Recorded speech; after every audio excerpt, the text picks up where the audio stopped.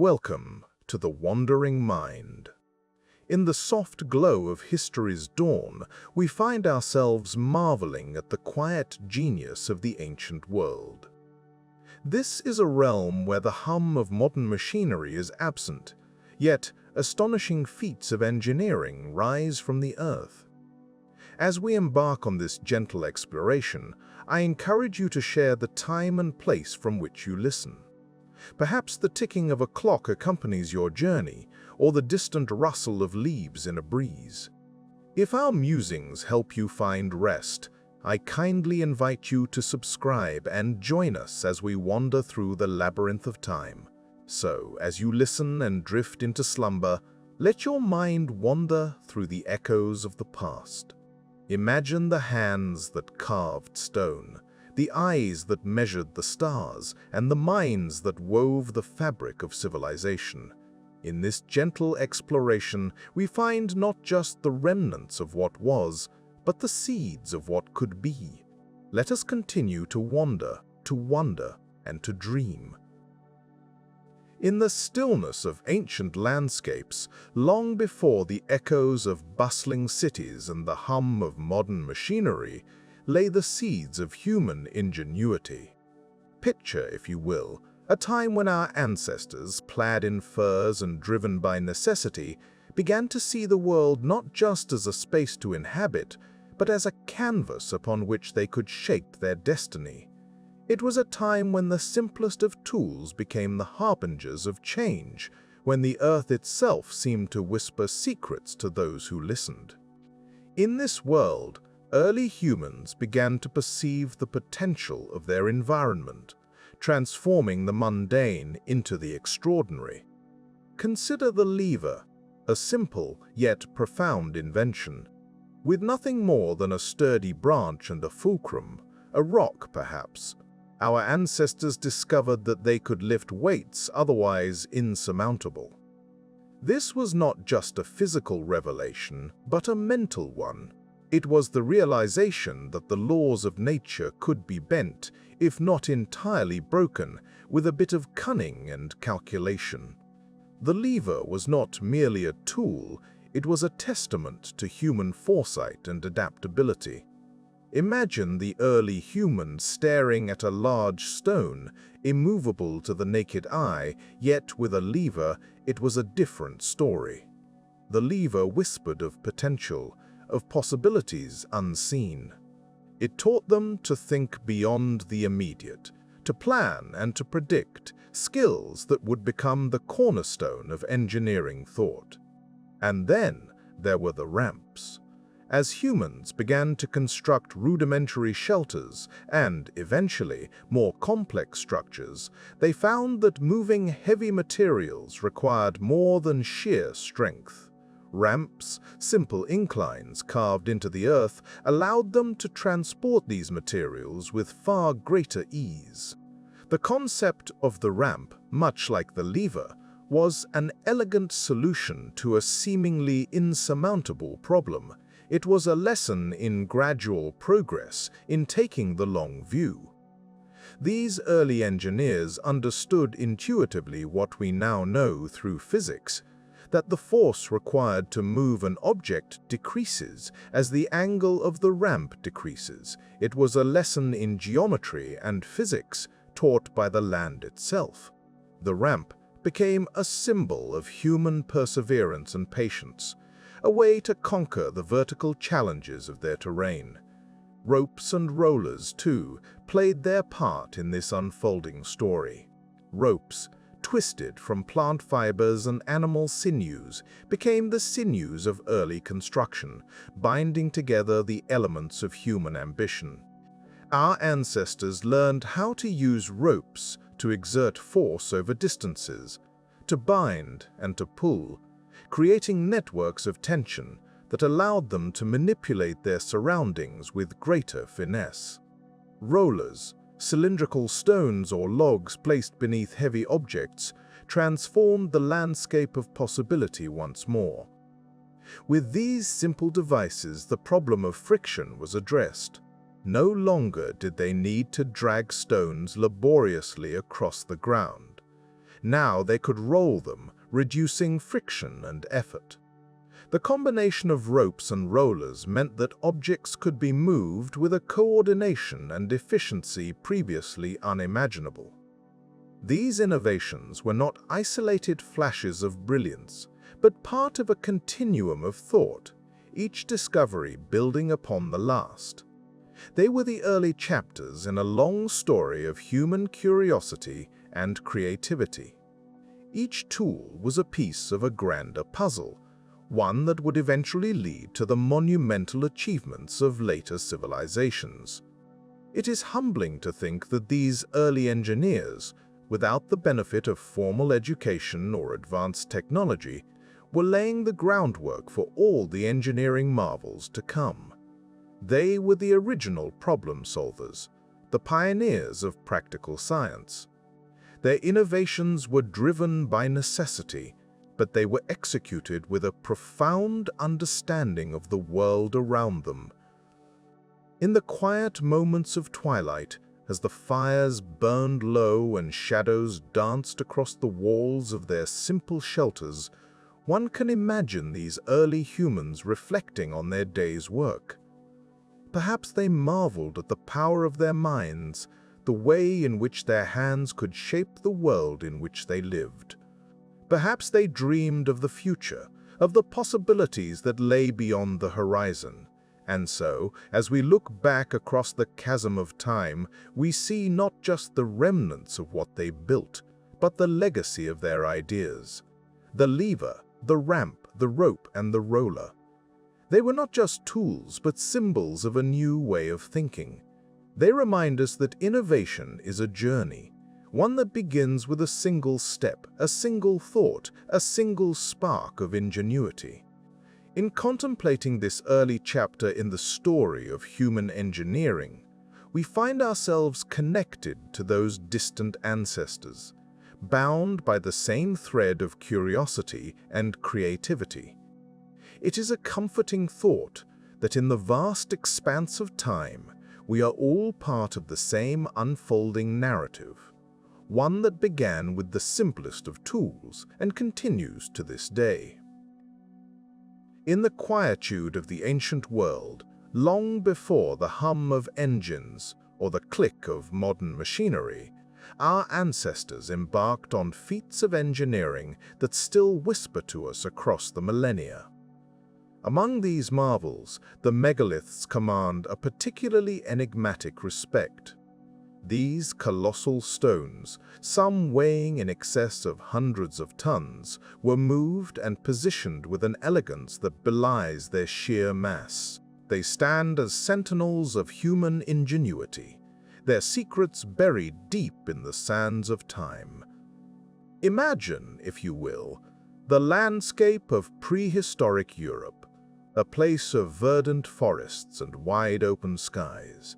Here, the builders of Stonehenge arranged massive sarcens and bluestones in a configuration that aligns with celestial events. Each stone was transported over great distances, the methods of which remain a subject of scholarly debate. Some suggest that these stones were dragged on sledges across the frozen ground in the depths of winter, while others propose the use of wooden rollers or even lubricated tracks to ease their passage. As we move further afield to the dense jungles of South America, we find ourselves amidst the ruins of the pre-Incan site of Sacsayhuaman near Cusco, Peru. Here, the ancient builders quarried and transported andesite blocks, each weighing up to 200 tons, with a precision that defies logic. These stones fit together so perfectly that a single sheet of paper cannot slip between them. How these blocks were moved from their quarries some miles away remains an unsolved mystery, although theories abound, suggesting everything from rudimentary cranes to sheer manpower. In the heart of the Mediterranean, the island of Malta offers another puzzle. The megalithic temples of Gantia, whose name fittingly means Giant's Tower in Maltese, are among the oldest freestanding stone structures in the world. Built with limestone blocks, some exceeding 50 tons, they were erected during a time when technology was supposedly rudimentary. The means by which these ancient builders transported the stones from nearby quarries to their final resting place is still debated, with hypotheses ranging from the use of spherical stone balls as bearings to a more traditional system of levers and ropes. Further east, in the enigmatic region of Baalbek in Lebanon, lies the Roman temple complex that boasts some of the largest stones ever quarried by human hands. Known as the Trilithon, these three colossal stones, each weighing approximately 800 tons, form the foundation of the Temple of Jupiter. The precision with which these stones were cut and positioned raises questions about the techniques employed by the Roman engineers. Some modern theories suggest the use of cranes and pulleys, while others propose that the stones were moved using a combination of manpower and mechanical ingenuity. As we contemplate these ancient achievements, it's essential to remember the context in which they were made. These structures were not simple displays of might.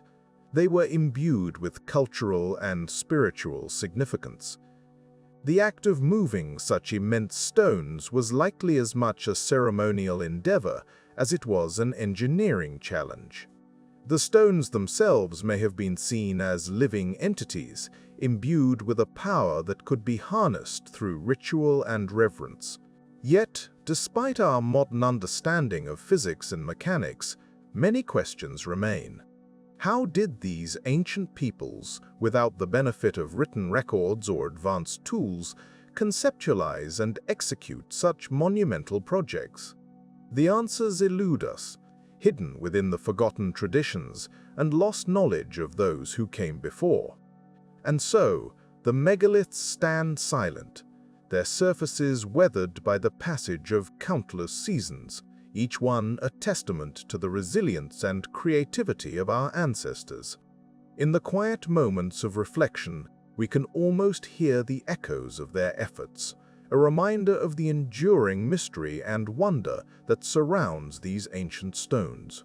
They invite us to ponder not just the how, but the why, a question that speaks to the very heart of human curiosity and our everlasting quest to understand the world around us.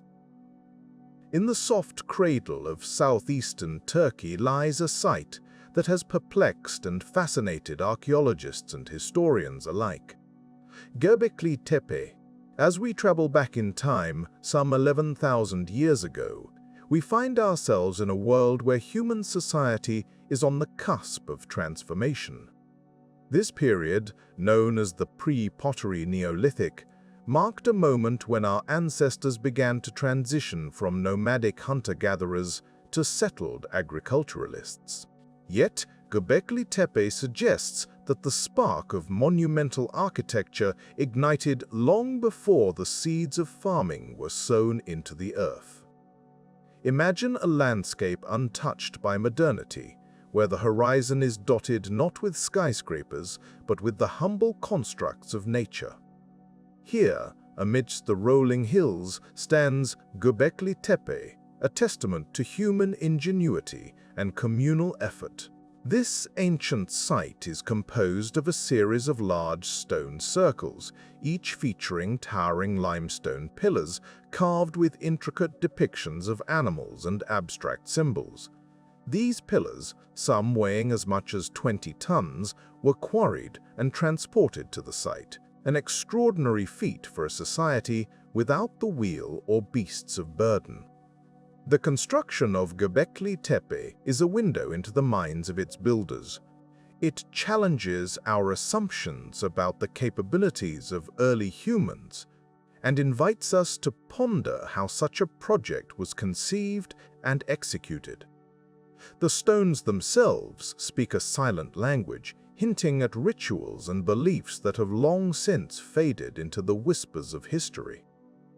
Some archaeologists suggest that Göbekli Tepe was a site of religious or spiritual significance, a place where communities gathered to worship or to commemorate the cycles of life and death. One cannot help but marvel at the collaborative spirit that must have driven this endeavor. Hunter-gatherer societies are often imagined as small, mobile groups focused on subsistence.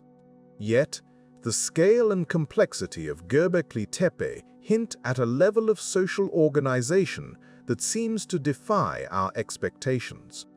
It is a reminder that the human desire to create, to build, and to leave a mark on the world is as ancient as our species itself. The engineering techniques used at Göbekli Tepe remain a subject of intense study and debate. The precise methods by which these massive stones were lifted and set in place are still not wholly understood. Some theories propose the use of simple levers and manpower, while others suggest that a more sophisticated system of wooden scaffolding and ramps might have been employed. What is clear, however, is that the builders possessed a profound understanding of their environment and the materials at their disposal. As we contemplate the purpose of Göbekli Tepe, we must also consider its impact on the societies that constructed it. Did the effort required to build such a complex site encourage the development of more permanent settlements? Was Göbekli Tepe a catalyst for the agricultural revolution that would soon follow as people began to domesticate plants and animals to support their growing communities? These questions linger, tantalizingly out of reach, much like the site itself, which continues to be slowly revealed from beneath layers of dirt and time. The imagery carved into the pillars of Göbekli Tepe offers another layer of intrigue. Stylized representations of animals, lions, boars, foxes, and birds, alongside abstract symbols, provide a glimpse into the symbolism and mythology of the era. These carvings may have served as totems or carried symbolic meaning, acting as guardians of the sacred spaces or as representations of spiritual beliefs. Their presence adds an artistic dimension to the site, reminding us of the rich cultural tapestry woven by our ancestors. Göbekli Tepe stands as an enigma, a bridge between the world of the hunter-gatherer and the dawn of civilization. It is a place that invites us to reflect on the nature of human achievement and the mysteries that lie buried beneath the sands of time. As we leave this chapter of our exploration, we carry with us a sense of wonder and respect for the ancient architects who, without the aid of modern technology, crafted a masterpiece that continues to inspire and baffle in equal measure. In contemplating Göbekli Tepe, we are reminded that the roots of human innovation run deep, nourishing the growth of societies in ways both subtle and profound. It is a testament to the enduring power of human creativity and the endless quest for understanding that defines us all. As we drift into reflection, we might muse on the shared human experience that connects us across millennia, a journey marked by curiosity, perseverance, and the timeless drive to leave our mark on the world. In the quiet sands of Giza, beneath the vast and ever-watchful sky, there stand structures that have stirred the curiosity and admiration of humankind for millennia, the Great Pyramids. These monumental edifices, with their sharp edges and towering presence, are more than mere heaps of stone. They are the legacy of an ancient civilization's unparalleled precision and ambition, evoking a sense of wonder that resonates across time. To truly appreciate the ingenuity behind the pyramids, one must first consider their remarkable geometry.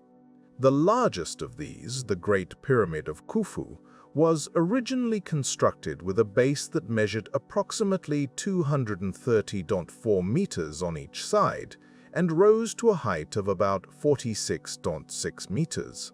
The precision in these dimensions is no small feat. The base is nearly a perfect square, with an error of less than 0.5%.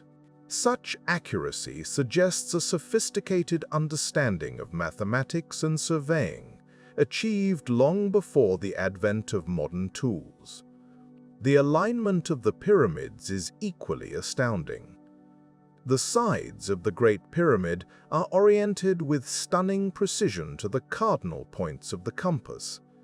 The north-south axis aligns almost perfectly with true north, deviating by a mere fraction of a degree. This alignment was likely accomplished by observing the stars, particularly the circumpolar stars that never set and are visible every night of the year. The ancient Egyptians, through careful observation and perhaps the use of a simple yet effective instrument like the gnomon, were able to align their structures with celestial bodies, linking their earthly achievements to the cosmos.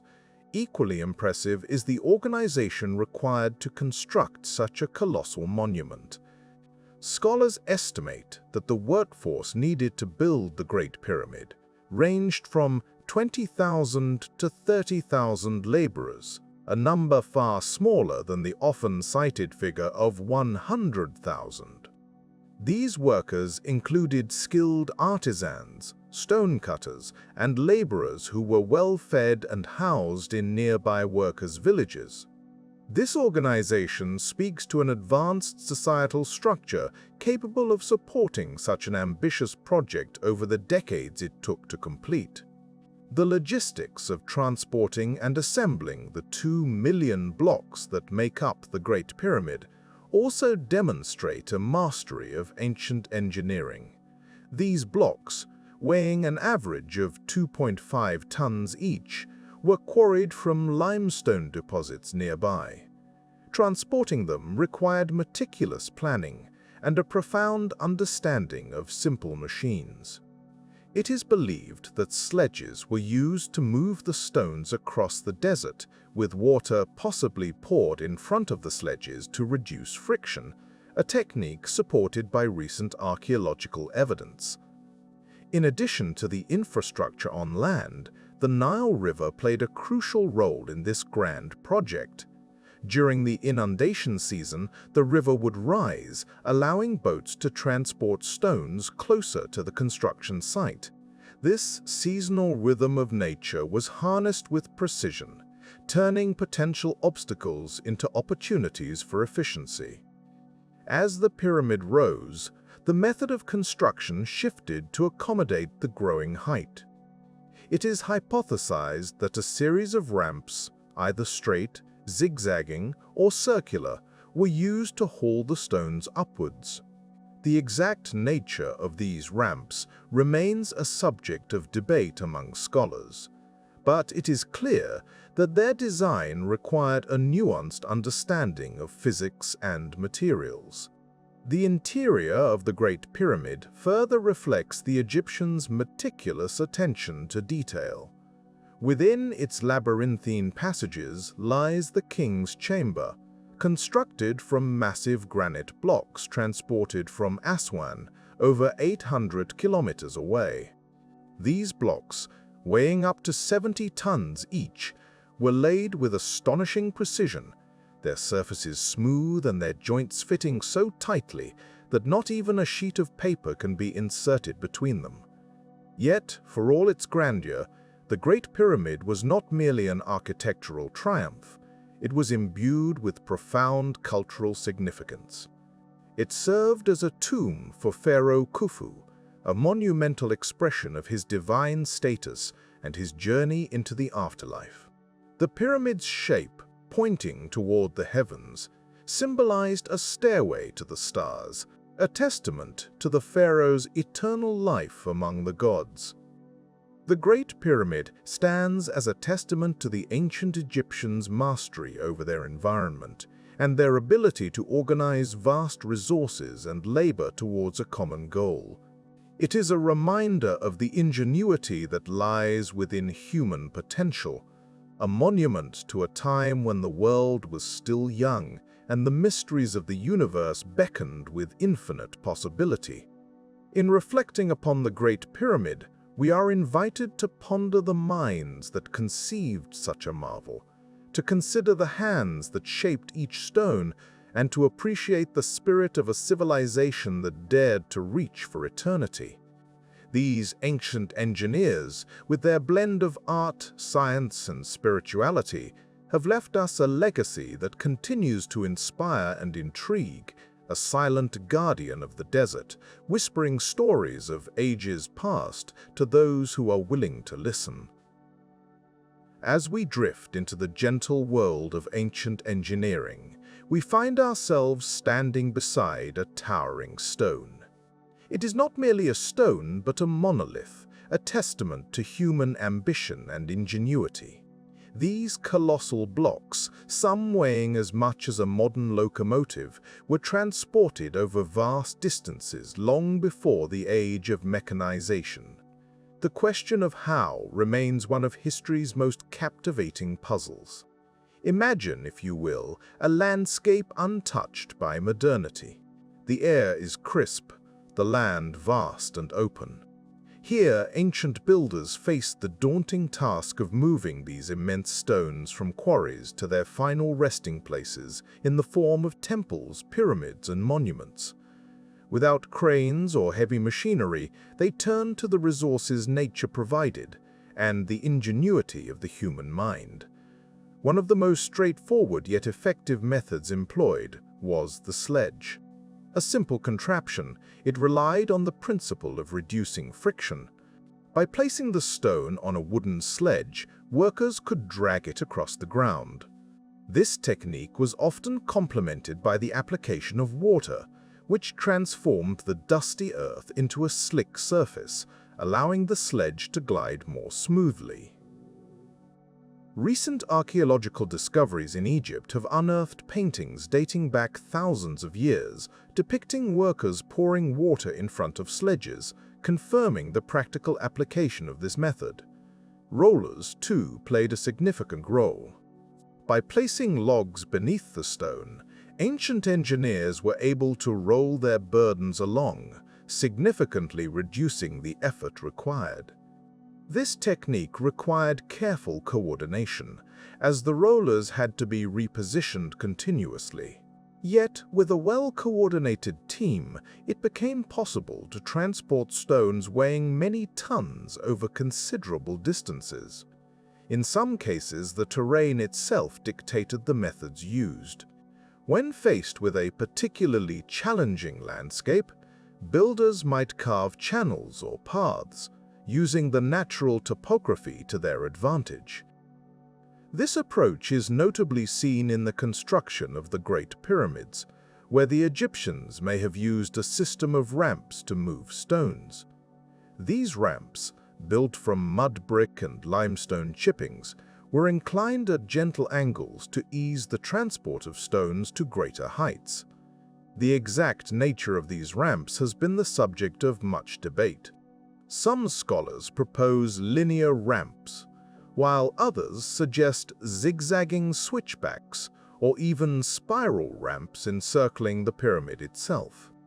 Each theory has its merits, and perhaps the truth lies in a combination of these techniques, adapted to the specific needs of each construction project. In addition to these methods, recent archaeological evidence has brought to light the ingenious use of levers. By inserting sturdy wooden poles beneath a stone and using them as levers, workers could lift and adjust the position of their loads with surprising precision. This technique likely required a deep understanding of balance and counterweight, skills honed through centuries of trial and error. The human element cannot be understated in these monumental achievements. The organization of labor was as crucial as the methods themselves. These ancient projects often involved thousands of workers, each playing a vital role. Skilled craftsmen, laborers, and overseers all contributed to the delicate dance of construction, guided by the vision of their architects and leaders. The spirit of collaboration was evident in these endeavors, as communities came together in pursuit of a common goal. This unity, perhaps more than any tool or technique, was the true engine driving the transportation of these immense stones. Shared knowledge, passed down through generations, allowed for the refinement of methods and ensured the success of these monumental tasks. As we reflect on these ancient achievements, it becomes clear that the methods employed were as much about creativity and adaptation as they were about brute force. The builders of the past worked in harmony with their environment, using the materials at hand and the power of human ingenuity to overcome seemingly insurmountable challenges. In today's world, where technology often distances us from the tactile nature of creation, there is something profoundly grounding in considering these ancient methods. They remind us of the timeless resourcefulness of the human spirit and our enduring desire to leave a lasting mark on the world. And so, as we stand beside this stone, we are reminded of the countless hands that once labored here, of the minds that conceived these ingenious solutions, and of the enduring legacy of those who dared to dream beyond the constraints of their time. Let us carry this quiet wisdom with us as we continue our journey through the marvels of the ancient world. As we gently turn our attention to the enigmatic figure that rests silently on the Giza Plateau, we find ourselves pondering a creature that is both familiar and mysterious. The Great Sphinx of Giza, with its lion's body and human face, gazes eternally towards the east, wrapped in a shroud of sand and time.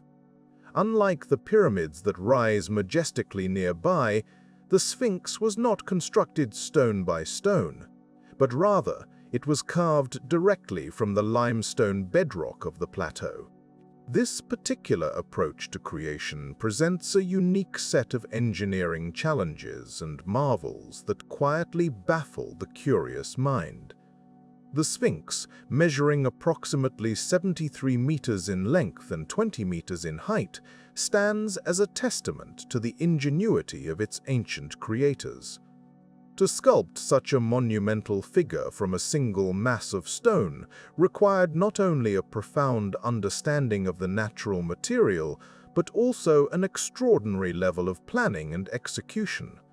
The process begins with selecting the right site, where the quality of limestone is suitable for such a grand endeavor. The creators had to discern with remarkable precision which seams and layers of the rock would yield the most enduring form, a task that surely demanded both experience and intuition. The carving of the Sphinx is thought to have taken place during the reign of Pharaoh Khafre around 2500 BCE. Yet, despite its age, the Sphinx remains one of the most studied ancient monuments, and still, it harbors secrets. One of the enduring puzzles is the sheer scale of the excavation required to reveal the Sphinx from the surrounding bedrock. It involved not only the removal of vast amounts of limestone, but also the careful transportation and repurposing of this material. The rock quarried from the Sphinx's enclosure was likely used to construct nearby temples, demonstrating a resourcefulness and efficiency that are hallmarks of ancient Egyptian engineering. It's intriguing to consider the tools available to the artisans who shaped the Sphinx. Copper chisels, hammers, and dolerite stone pounders were their instruments of choice. Yet, these tools would have been far from ideal for such a task, given the hardness of the limestone. The laborers, therefore, relied heavily on their skill and persistence, employing techniques that may now be lost to us. It's a humbling reminder of human ingenuity, where the limitations of technology were transcended by the determination and artistry of those early craftsmen. Over the millennia, the Sphinx has endured the harsh environment of the desert. The wind and sand have been constant companions, slowly eroding the monument's features and altering its visage. Notably, the nose and beard of the Sphinx are missing, their absence giving rise to myths and legends. Some accounts suggest they were deliberately removed, while others argue they succumbed to natural forces. Regardless, these changes remind us that the Sphinx is not a static object, but a living piece of history, continuously shaped by the elements and human interaction. Beyond the physical challenges of carving the Sphinx, there lies the deeper question of its purpose and meaning. Why did the ancients undertake such a colossal task? Theories abound, ranging from the Sphinx serving as a guardian of the Giza Plateau to a representation of divine power. Some suggest it embodies the pharaoh's visage, projecting a sense of eternal watchfulness over the land and its people. Others see it as a symbol of the sun god Ra, reflecting the Egyptians' profound connection to the celestial realm. Each theory adds a layer of intrigue to the Sphinx's story, inviting us to ponder the motivations and beliefs of a civilization long past. As we muse upon the Sphinx, it's worth contemplating the broader implications of such a creation. In carving the Sphinx, the ancient Egyptians were not merely crafting a monument, but were engaging in an act of cultural expression. They were immortalizing their values, their myths, and their aspirations in stone. It's a profound reminder of how human creativity transcends time, leaving echoes that resonate through the ages. In our modern world, where technology often obscures the simplicity of such endeavors, the Sphinx stands as a symbol of timelessness. It whispers to us of a time when creation was a slow, deliberate process, a dance between human hands and the natural world. This silent dialogue between the artisans and the stone invites us to reflect on our own creations, urging us to consider the legacy we leave for future generations. Thus, as the Sphinx continues its silent vigil, it remains a poignant reminder of the mysteries of the past and the enduring spirit of human creativity. It invites us to pause, to wonder, and to connect with the ancient world in a way that transcends the boundaries of time and space. In the quiet shadows of the Sphinx, we find not only a monument, but a testament to the ingenious spirit that has driven humanity to shape the world around us, one stone at a time. In the heart of the Wiltshire countryside, where the gentle undulation of the plains meets the sky, there lies a structure that has captured the imagination of humanity for centuries. Stonehenge, with its imposing stone circles and mysterious origins, stands as a testament to the ingenuity and tenacity of ancient peoples. As we find ourselves drawn to its enigmatic presence, we are compelled to ponder how such a structure came to be, especially with the limited tools available to its creators. Let us begin with the stones themselves, those immense sarsen blocks and smaller bluestones that define the monument's unique character. The sarsen stones, which form the outer circle, and the iconic trilithons, are composed of a hard, silicified sandstone local to the region.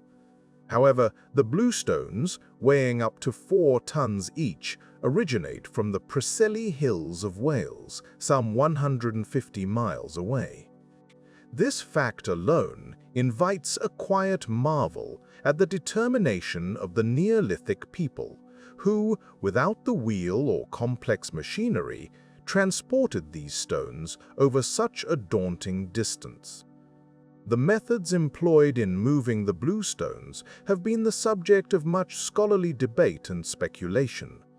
One prevailing theory suggests that these ancient engineers utilized a combination of sledges and rollers, possibly aided by the lubrication of wet ground, to facilitate the arduous journey.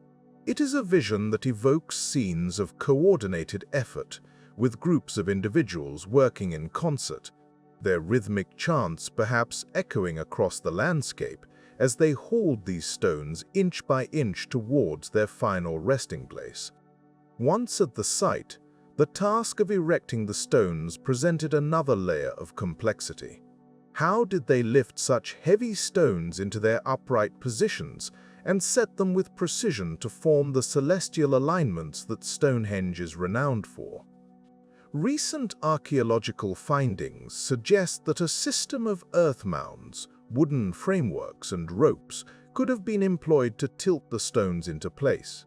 Imagine these Neolithic engineers looking up at the towering stones, their hands calloused from labor, yet filled with a sense of accomplishment as each stone found its place in the cosmic dance. As we stand in the center of Stonehenge, the significance of its alignment becomes apparent. The monument is not merely a collection of stones, but a celestial calendar, aligned precisely with the solstices. On midsummer's dawn, the rising sun casts its first rays directly into the heart of the circle, illuminating the heel stone and creating a breathtaking spectacle that has captivated observers for millennia. This alignment speaks to a sophisticated understanding of astronomy and a profound connection to the natural world. It suggests that Stonehenge was not only a place of gathering, but also a site of spiritual and temporal significance, marking the passage of time and the cycles of the heavens. The precision of these alignments prompts us to reflect on the knowledge possessed by the builders of Stonehenge. Without modern instruments, they charted the skies, observed the movements of celestial bodies, and translated these observations into the physical world. It is a reminder that the human desire to understand our place in the cosmos is as ancient as civilization itself. In contemplating the construction of Stonehenge, we are also reminded of the communal effort required to achieve such a feat. It is likely that entire communities were involved in its creation, each person contributing their skills and labor to a shared vision. This collective endeavor, driven by a deep-seated sense of purpose, underscores the human capacity for collaboration and innovation, even in the face of seemingly insurmountable challenges. As we leave the circle of stones, the wind whispering through the ancient landscape, we carry with us a sense of wonder and a deeper appreciation for the achievements of our ancestors. Stonehenge stands as a silent witness to a time long past, a monument to the ingenuity and spirit of those who came before us. It is a place where the earth and sky meet, and where the enduring legacy of human curiosity continues to inspire awe. If one were to journey across the vastness of the Pacific Ocean, they might eventually find themselves upon the distant shores of Rapa Nui, known more commonly to the world as Easter Island. This isolated landmass is home to one of the most enigmatic and captivating feats of ancient engineering, the Moai statues. These monumental figures, with their elongated faces and stately gazes, stand silently across the island, each an enduring testament to human creativity and determination. The mystery that has long surrounded these statues is not merely their purpose or the society that created them, but rather the enigma of how they were transported from the quarry to their final resting places. It is a story as much about physics as it is about human ingenuity. The Moai, carved from volcanic tuff, a soft stone found in the island's extinct volcanoes, vary in size, with the largest reaching up to 10 meters in height and weighing as much as 80 tons. The logistical challenge of moving these massive structures without the aid of modern machinery is daunting to contemplate. Yet, the people of Rapa Nui achieved this, crafting a legacy that continues to intrigue and inspire. For centuries, the statues seemed to defy explanation, leading to a plethora of theories about their transportation. Some early speculations included the use of wooden sledges and rollers, akin to methods posited for other ancient stone-moving feats. Yet, the island's limited tree population makes this theory less plausible. Instead, a more intriguing hypothesis emerged, one that imbued the Moai with a sense of animation. The statues, it was said, walked to their destinations. This concept of walking Moai was supported by Rapa Nui oral traditions, which spoke of the statues moving through a form of spiritual energy known as mana. While these stories add a rich layer of cultural context, the scientific community sought a more tangible explanation. Here, the field of physics offers an illuminating perspective. In the early 2010s, a team of researchers led by archaeologists Terry Hunt and Carl Lipo conducted experiments that provided insight into how the Moai might have been moved. They hypothesized that the statues were transported upright, swaying them from side to side, much like the way one might maneuver a heavy piece of furniture across a room. This method, akin to the rocking motion used to move a refrigerator, could explain the oral tradition's reference to walking statues. To test their theory, Hunt and Lippo created a replica of a Moai and coordinated a team of people with ropes to rock the statue forward. As the statue tilted slightly to one side, a forward pull on the opposite rope would cause it to tilt in the other direction, creating a rhythmic forward motion. This process required careful coordination and teamwork, reflecting the communal effort likely employed by the island's inhabitants. The surprising elegance of this method lies in its simplicity and efficiency, requiring minimal resources beyond human coordination and effort. The physics behind this technique is rooted in the concept of balancing forces. By keeping the center of mass within a narrow range above the base, the Moai could be swayed without tipping over. The rhythmic rocking reduced friction with the ground, allowing the statue to move with relative ease. Moreover, the statue's elongated design, with their broad bases and lighter upper sections, may have been purposefully engineered to facilitate this method of transport.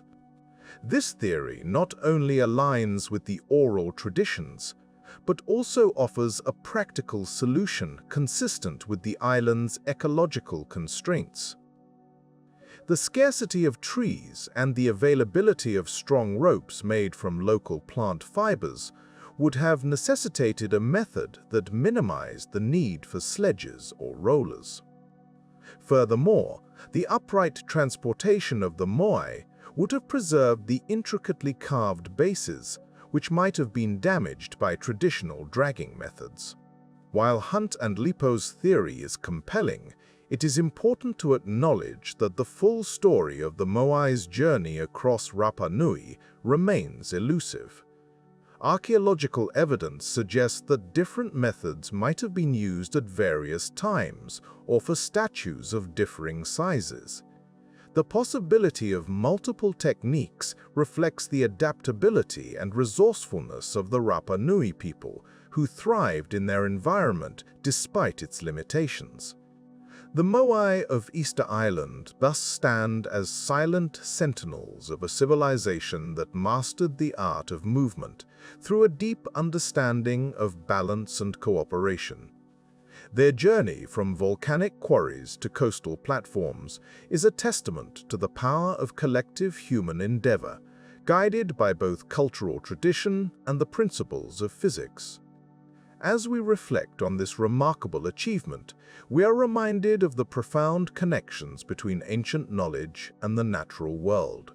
In contemplating the Moai, we are invited to ponder the broader mysteries of human history, where the boundaries of possibility are continually expanded by the creativity and persistence of those who came before us.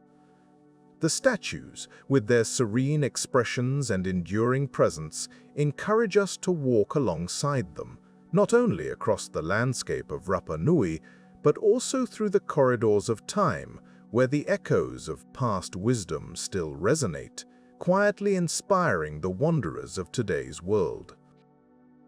Nestled within the serene landscapes of modern-day Lebanon lies one of the ancient world's most perplexing engineering feats, the enormous stones of Baalbek. These colossal blocks, with some weighing over 1,000 tons, whisper tales of ambition and ingenuity. They invite us to reflect upon the capabilities of ancient builders and the mysteries that still baffle contemporary scholars.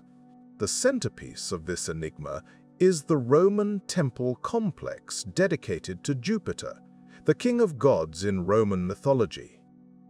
This grand structure, rising majestically from the earth, is renowned not just for its architectural beauty, but for the massive stones upon which it stands. These stones, known as the trilithon, are among the largest ever quarried and moved by human hands. Each block measures approximately 20 meters in length and nearly 5 meters in height. Such immense stones provoke a profound curiosity about the techniques employed in their movement and placement. How did the ancients, without the aid of modern machinery, manage such a Herculean task? The quarries from which these stones were hewn lie barely a kilometer from the site. Yet, the journey from quarry to temple must have been fraught with challenges. The terrain, though not particularly steep, is uneven and would have presented significant obstacles to the transportation of such gigantic stones. One cannot help but marvel at the quarrying methods themselves. Imagine, if you will, a team of workers chiseling away at the limestone, using tools of bronze and stone, an endeavor demanding both patience and precision. The art of quarrying was as much about the choice of location as it was about the extraction itself.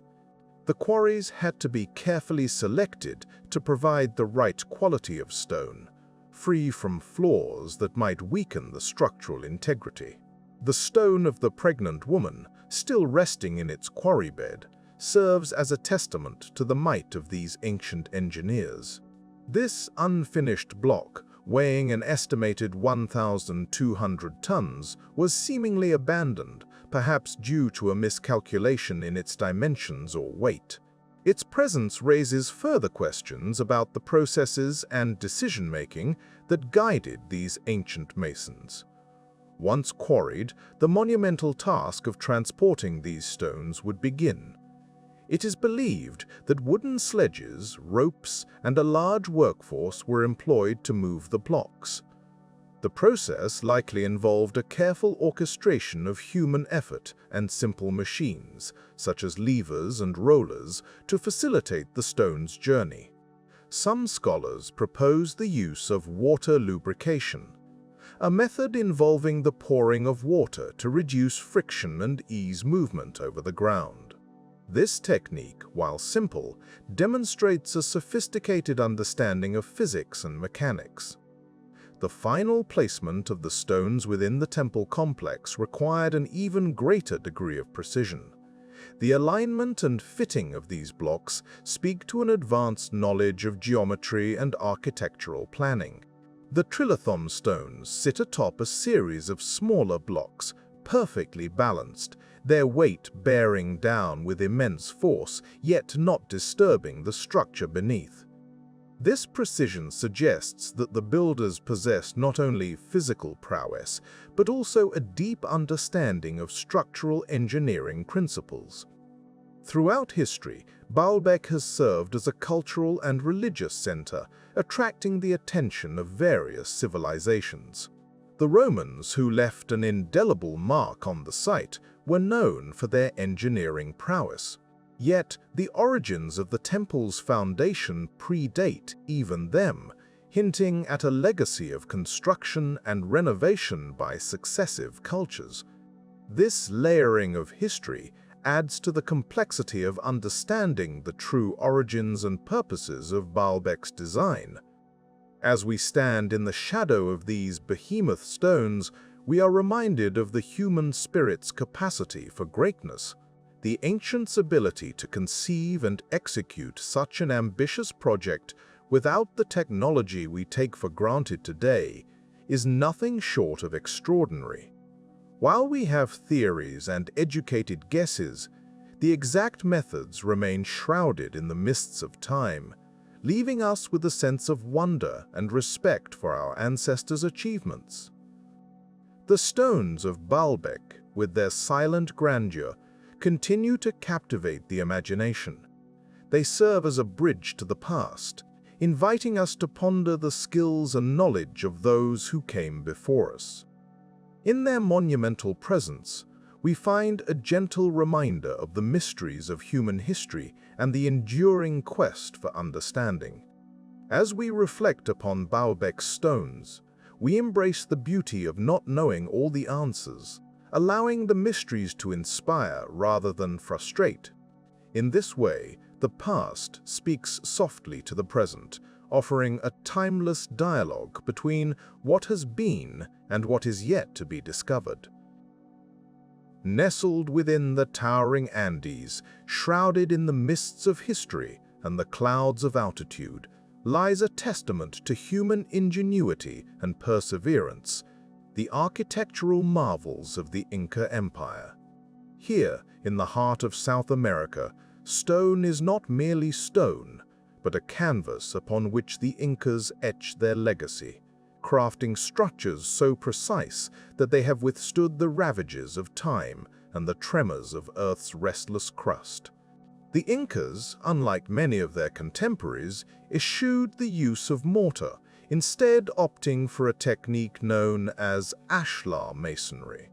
This involved meticulously carving stone blocks so they fit together with such precision that not even a blade of grass could slip between them. While this might seem a feat of aesthetic prowess, it was also a stroke of engineering genius. The absence of mortar afforded these structures a remarkable degree of flexibility, an essential quality in a region prone to seismic activity.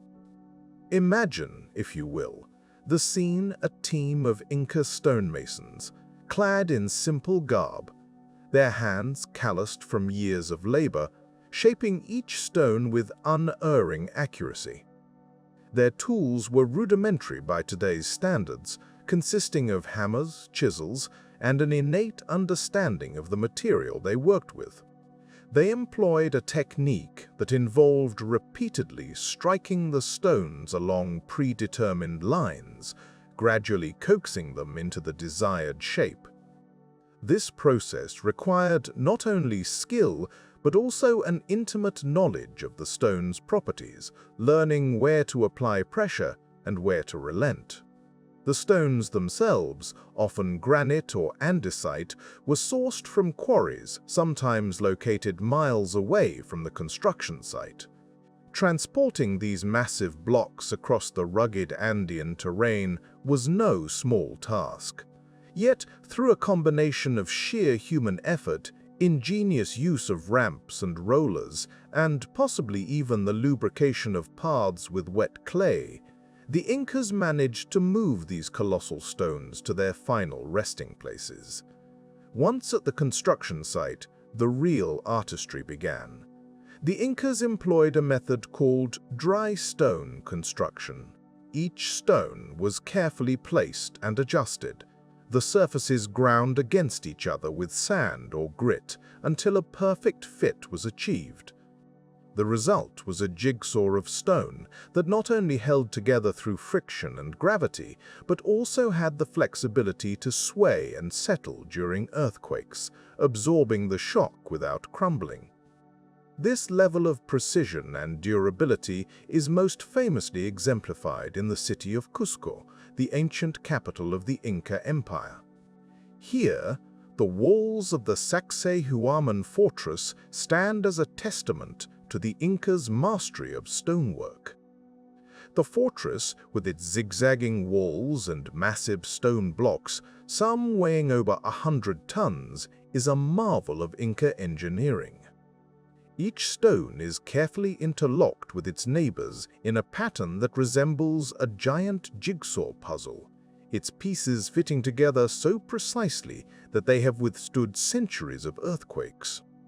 Another striking example of Inca stonework can be found in the intricate terracing systems that cascade down the steep Andean slopes. These terraces not only provided arable land for agriculture, but also helped to stabilize the hillsides and manage water flow, preventing erosion and landslides. The terraces are a masterclass in combining form and function, using gravity and the natural contours of the land to create a sustainable farming system. In the sacred valley of the Urubamba River, the site of Ollantaytambo offers further insights into the Incas' engineering prowess. Here, the ruins of what was once a thriving city spread across the hillside, its buildings and terraces seamlessly integrated into the natural landscape. The Temple of the Sun, a structure built with some of the largest stones in the Inca Empire, stands as a silent witness to the skill and determination of its builders. The question of how the Incas achieved such precision without the aid of modern tools, or even the wheel, remains a subject of fascination and speculation. Some theories suggest that the Incas used a combination of simple machines, such as levers and pulleys, along with a deep understanding of geometry and physics, to achieve their architectural feats. Others propose that they employed a trial-and-error approach, continually refining their techniques over generations.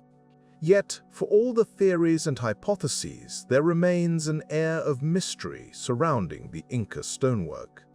The exact methods and knowledge have been lost to time, passed down through oral traditions that faded with the fall of the Inca Empire. What remains, however, is the legacy of their craftsmanship, etched into the very landscape of the Andes. As we reflect on the achievements of the Inca master builders, we are reminded of the power of human creativity and resilience. Their ability to shape the natural world, to harness its potential and adapt to its challenges, speaks to a deep understanding of the environment and an unwavering commitment to their craft. In their stone structures, the Incas have left us not just buildings, but a message, a reminder that with ingenuity and perseverance, we too can carve our place in history, one stone at a time. Nestled high in the Andes, Machu Picchu stands as a testament to the ingenuity of the Inca civilization, a people whose engineering prowess was as lofty as the peaks surrounding their extraordinary creation. This site, often shrouded in mist, whispers of ancient wisdom, where each stone placed and each terrace carved reflects a harmony with the natural world and a mastery of construction that defies its remote location. The Inca, without the wheel or beasts of burden, crafted Machu Picchu using techniques that remain a marvel to this day. Their approach was both sophisticated and deeply attuned to the environment. The first striking feature of Machu Picchu is its terraces, expansive, verdant steps that seem to cascade down the mountainside. These terraces were not merely aesthetic, they were an agricultural innovation that allowed the Inca to cultivate crops at dizzying altitudes. The terraces of Machu Picchu were built with a combination of stone retaining walls and a carefully layered system of soil and gravel. This design facilitated drainage and prevented erosion, a critical consideration given the region's heavy rainfall. The Inca understood the importance of water management in their mountainous home, and their terracing technique was a practical solution to the challenges posed by the steep slopes. Each terrace was engineered to channel excess water to the one below, creating a cascading effect that minimized the risk of landslides and soil loss. Water, the lifeblood of any civilization, was managed with remarkable precision at Machu Picchu. The Inca constructed an intricate network of channels and fountains that supplied fresh water to the site. These channels were carved with such precision that they continue to function over 5 centuries later. The water was sourced from a spring located on the mountain, and the Inca designed a system that ensured a consistent flow throughout the settlement. This engineering feat was not only a demonstration of their technical capabilities, but also a reflection of their understanding of the landscape's natural resources. The water channels were more than functional. They were integrated into the spiritual and daily life of the Inca. Fountains, strategically placed throughout the site, served ceremonial purposes as well as practical ones. The flow of water was symbolic, representing life, purification, and the cyclical nature of existence. This dual purpose exemplifies the Incas' holistic approach to engineering, where utility and spirituality were seamlessly intertwined. Constructing Machu Picchu atop a mountain presented unique challenges. The Inca needed to ensure the stability of their structures in a seismically active region. To achieve this, they employed a technique known as ashlar masonry, where stones were carefully cut and fitted together without the use of mortar. Each stone was shaped with precision, allowing it to interlock with its neighbors. This method not only provided stability, but also allowed the structures to withstand the frequent earthquakes that occur in the Andes. The stones would move slightly during seismic activity, settling back into place once the tremors ceased, thus preserving the integrity of the buildings. The Incas' choice of location for Machu Picchu was no accident. It was strategically positioned at the intersection of several important trade routes, serving as a nexus for commerce, politics, and religion. The site itself was divided into sectors, each serving distinct purposes. The agricultural sector, with its terraces, supported the settlement's food needs. The urban sector housed residences and workshops, while the religious sector contained temples and ritual spaces, including the iconic Intihuatana stone, which is believed to have been used as a solar clock or calendar. The construction of Machu Picchu also reflected the Incas' deep connection with astronomical phenomena. Many of the site's structures are aligned with celestial events, such as solstices and equinoxes. This alignment indicates that the Inca were not only skilled engineers, but also keen astronomers who observed the heavens with great care. Their understanding of the cosmos was woven into the very fabric of their architecture, creating a living observatory that connected the terrestrial and celestial realms. Despite its magnificence, Machu Picchu was never discovered by the Spanish conquistadors, which spared it from the destruction that befell many other Inca sites. It remained hidden from the outside world until its rediscovery in the early 20th century by the American explorer Hiram Bingham. Since then, it has captured the imagination of scholars and travelers alike, standing as a poignant reminder of a civilization that, while gone, continues to speak through the stones and structures it left behind. In reflecting upon Machu Picchu, we find ourselves in awe not only of the technical achievements of the Inca, but also of their philosophical approach to architecture. Their work was a dialogue with nature, a partnership with the land that respected its contours and harnessed its resources. This harmony is perhaps the greatest lesson Machu Picchu offers us today, an invitation to consider how we, too, might build in concert with the world around us, crafting spaces that honor both the earth and the sky. As we gently drift into the realm of the Nazca Lines, one cannot help but feel a sense of wonder at the sheer scale and mystery that these ancient geoglyphs evoke.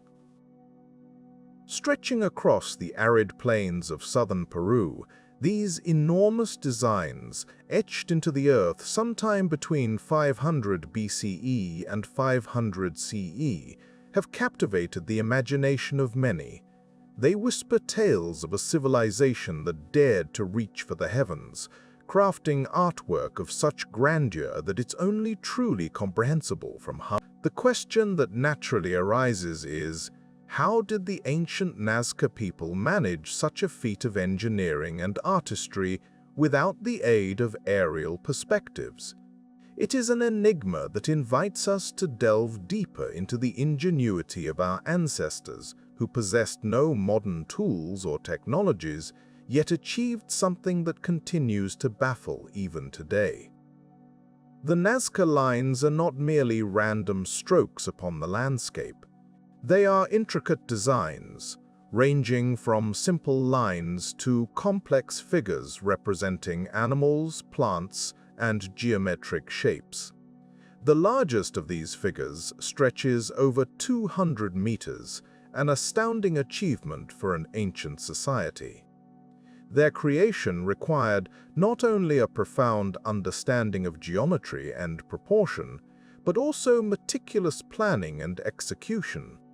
The technique behind these geoglyphs is both simple and ingenious. The Nazca people removed the reddish-brown iron oxide-coated pebbles that cover the desert surface to reveal the lighter-colored earth beneath. By doing so, they created a stark contrast, allowing the lines and shapes to stand out prominently against the desert backdrop. This process, known as earth drawing, has preserved the designs remarkably well, despite the passing of centuries. One might wonder how such precision was possible. Recent studies suggest that the Nazca used basic surveying tools, such as ropes and wooden posts, to guide their designs. By placing these markers at strategic points and using them to maintain straight lines and consistent curves, they could ensure the accuracy of their creations. It's a technique that speaks to a deep understanding of spatial awareness and an ability to visualize grand designs on a massive scale. Moreover, the line's durability is partly due to the desert's stable climate. The region receives minimal rainfall, and the winds are gentle, preserving the geoglyphs for millennia. It is as if nature itself conspired to keep these ancient artworks intact for future generations to ponder. The purpose behind the Nazca Lines remains a topic of much speculation and debate among scholars. Some theories suggest that they played a role in religious or ceremonial practices, perhaps serving as pathways for ritualistic processions. Others propose that they were astronomical calendars, aligning with celestial events to mark important agricultural dates. The designs could have also been a means of communication with deities, a way for the Nazca to reach out to the gods above. Another intriguing hypothesis is that the lines were part of a complex irrigation system. The Nazca culture was highly dependent on agriculture, and the region's harsh environment would have necessitated innovative solutions for water management. Some researchers believe that the lines may have been connected to underground aquifers or served as markers for water sources, though this remains speculative. Despite numerous studies and considerable interest, the true purpose of the Nazca Lines continues to elude us, adding to their mystique. What we do know, however, is that these ancient people achieved something extraordinary. They transformed the barren desert into a canvas for their artistic and perhaps spiritual expression, leaving behind a legacy that speaks to the creativity and resourcefulness of humankind. As we reflect on the Nazca Lines, we are reminded that our ancestors were far more than mere survivalists. They were thinkers, dreamers, and artists, capable of envisioning and executing projects of immense scale and beauty without the tools we consider indispensable today. Their achievements invite us to reconsider the boundaries of human potential and to marvel at the quiet genius that resides within us all. It is this enduring legacy of curiosity and innovation that continues to inspire us. The Nazca Lines are not just a testament to the past, they are a call to the future, urging us to look beyond the horizon and to imagine what is possible. In their silent presence, etched upon the earth, they remind us of the intricate dance between humanity and nature, a relationship that has spanned the ages and continues to shape our world. In the quiet heart of the Roman Empire, a marvel of engineering unfolded, a mastery of materials and water that would ripple through history, shaping the very foundations of our modern world. The Romans, with their pragmatic ingenuity and relentless drive for conquest, crafted wonders that defy time, leaving behind echoes of their brilliance in concrete and stone. Concrete, that seemingly humble mixture of lime, volcanic ash, and water, was a keystone of Roman engineering. Unlike the rigid stone blocks favored by earlier civilizations, Roman concrete offered versatility and strength, allowing architects to dream in curves and domes, to build with a freedom hitherto unknown. The Pantheon in Rome, with its vast, unreinforced concrete dome, stands as a testament to this innovation. Even today, it remains the largest of its kind, an enduring symbol of architectural audacity. The secret ingredient in Roman concrete was pozzolana, a volcanic ash found in abundance near the Bay of Naples. When mixed with lime and water, it created a chemical reaction that resulted in a robust binding agent, hardy against the elements. This allowed the Romans to construct structures of remarkable durability, many of which still stand, weathering the centuries with ease. The use of pozzolana meant that Roman concrete could set underwater, an advantage that revolutionized harbor construction, enabling the expansion of trade and the Roman reach across the Mediterranean. Aqueducts, the lifelines of the Roman cities, were another pinnacle of their engineering prowess. These graceful stone arches carried water from distant springs and rivers, meandering across valleys and hills to feed the burgeoning metropolises. The Aqua Appia, Rome's first aqueduct, was constructed in 310 BCE, setting a precedent for the intricate network of water channels that would follow. The aqueducts were not merely functional, they were a blend of utility and aesthetics designed to harmonize with the landscapes they traversed. The Pont du Gard in France, a surviving fragment of this grand system, stands as a silent witness to Roman ambition and skill. Its arches soar elegantly across the Garden River, a testament to the precision and artistry that Roman engineers brought to their craft. The aqueduct's genius lay in their gradient, a gentle slope that ensured water flowed smoothly over vast distances. Roman engineers calculated these gradients with remarkable precision, using tools such as the corrobits, a simple yet effective leveling device. This attention to detail and understanding of hydraulics allowed them to transport millions of gallons of water daily, sustaining the public baths, fountains, and homes of Rome's inhabitants. Yet, it was not just the technical achievements that marked Roman engineering. It was their ability to organize and execute vast projects that spanned decades. The building of aqueducts required meticulous planning, vast resources, and an army of skilled laborers. Roman engineers were adept at managing these elements, drawing on the empire's wealth to fund their grand designs. The legacy of Roman engineering extends beyond their own empire.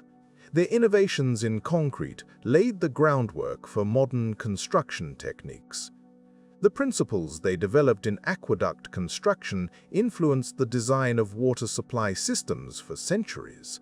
Even today, the Roman approach to public infrastructure serves as a model of efficiency and foresight.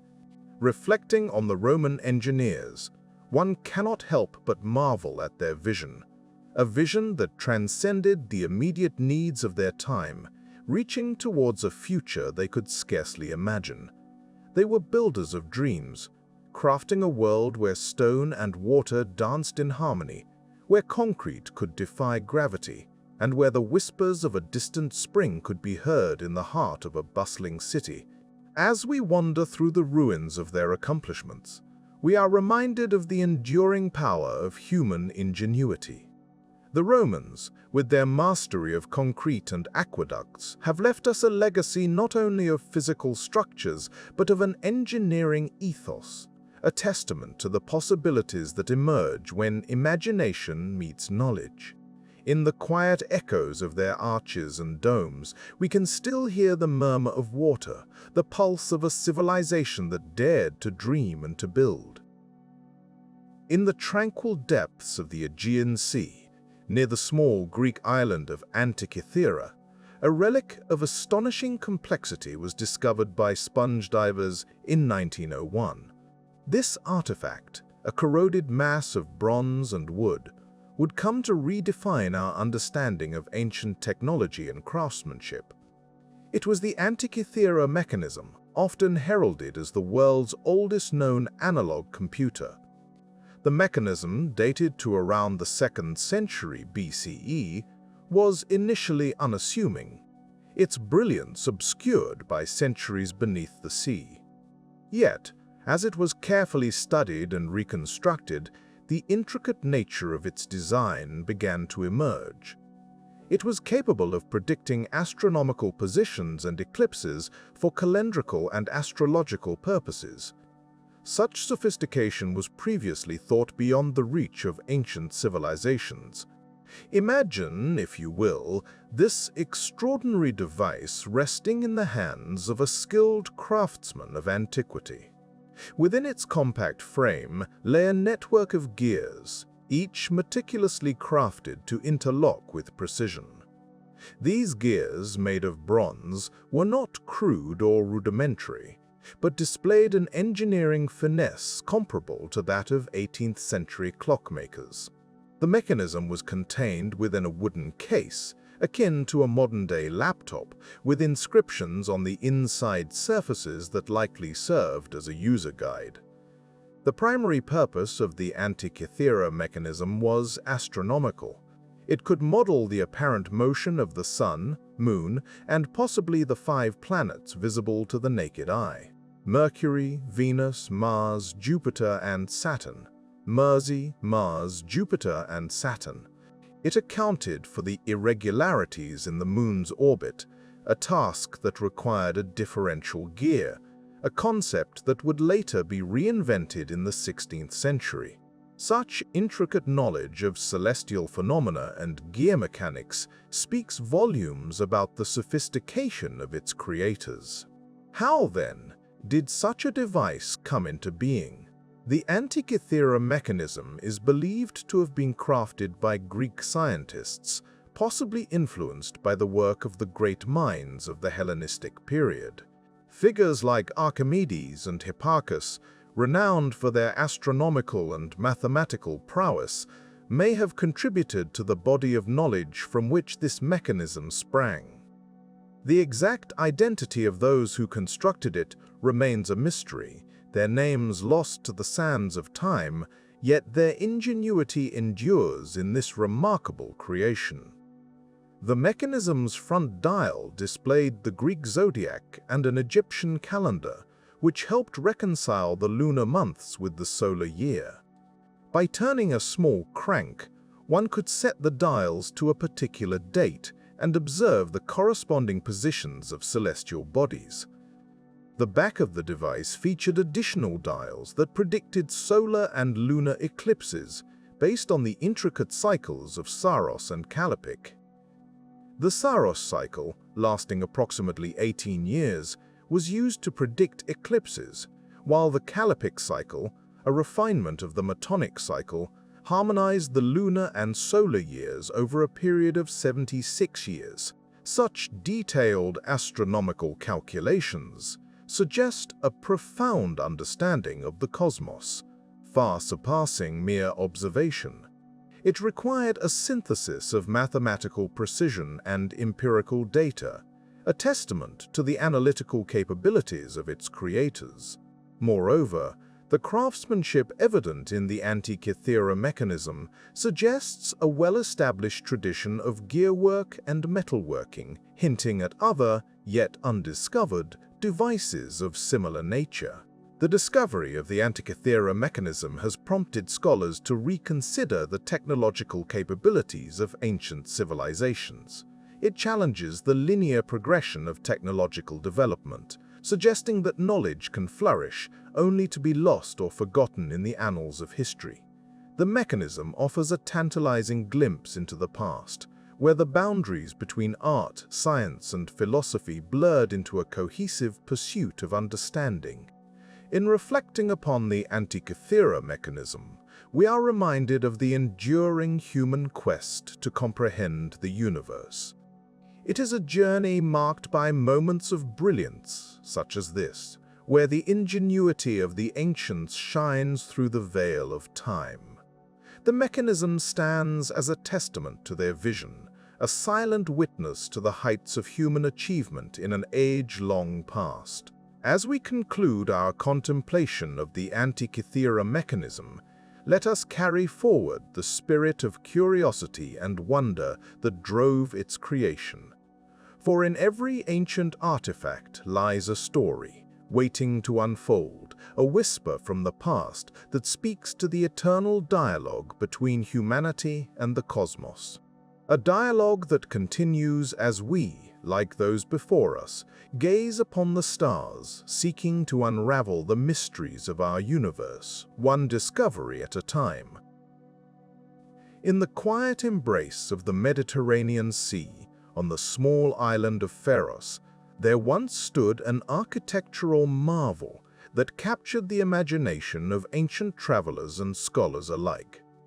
It was the Lighthouse of Alexandria, a beacon of ingenuity and innovation, reaching towards the heavens, its light guiding sailors safely to the bustling port of Alexandria. This magnificent structure, known as the Pharos of Alexandria, was not merely a lighthouse, it was a testament to the prowess of ancient engineering, a beacon of human creativity and determination. The Lighthouse of Alexandria was one of the tallest structures of its time, soaring to an estimated height of between 100 to 130 meters, a feat that would not be surpassed until the advent of modern skyscrapers in the 20th century. To comprehend the scale of this achievement, one must consider the tools and techniques available to the builders of antiquity. Without the cranes, steel, and modern machinery that we rely on today, the architects and engineers of ancient Egypt crafted a structure that would endure for centuries, surviving earthquakes and the relentless wear of time. The lighthouse was commissioned by Ptolemy I Soter, a general under Alexander the Great, and completed during the reign of his son, Ptolemy II Philadelphus, around 280 BC. The design was entrusted to the Greek architect Sostratus of Cnidus, whose name was inscribed on the lighthouse, a rare honor in the ancient world. It is said that Sostratus cleverly etched his name on the structure beneath a layer of plaster bearing the Ptolemaic dedication, ensuring that his contribution would be remembered long after the plaster had worn away. The lighthouse was constructed in 3 distinct tiers, each serving a unique purpose and contributing to the overall grandeur of the structure. The base was a square platform, fortified to withstand the crashing waves of the sea. Above this lay an octagonal midsection, tapering upwards, and finally, a cylindrical tower crowned with a statue of Zeus or Helios, depending on differing historical accounts. This tiered design not only added to the visual majesty of the lighthouse, but also provided stability, allowing it to withstand the natural elements. The light of the Pharos was said to be visible from miles away, a vital guide for sailors navigating the treacherous waters of the Mediterranean. The exact method by which the lighthouse functioned remains a subject of scholarly debate. It is believed that a large open flame, possibly fueled by wood or oil, was maintained at the top of the tower. This flame was amplified by a system of polished bronze mirrors, reflecting and concentrating the light to create a powerful beam that pierced the darkness. The use of such reflective technology indicates a sophisticated understanding of optics and materials, a testament to the advanced knowledge of the period. The construction of the lighthouse required not only architectural innovation, but also logistical mastery. The transportation and assembly of stones and materials were a monumental task. It is thought that local limestone and granite from Aswan were used, transported overland and by river, then carefully hoisted into place using a series of ramps and pulleys. The precision with which these massive stones were maneuvered and set reflects a level of engineering skill that is awe-inspiring even by today's standards.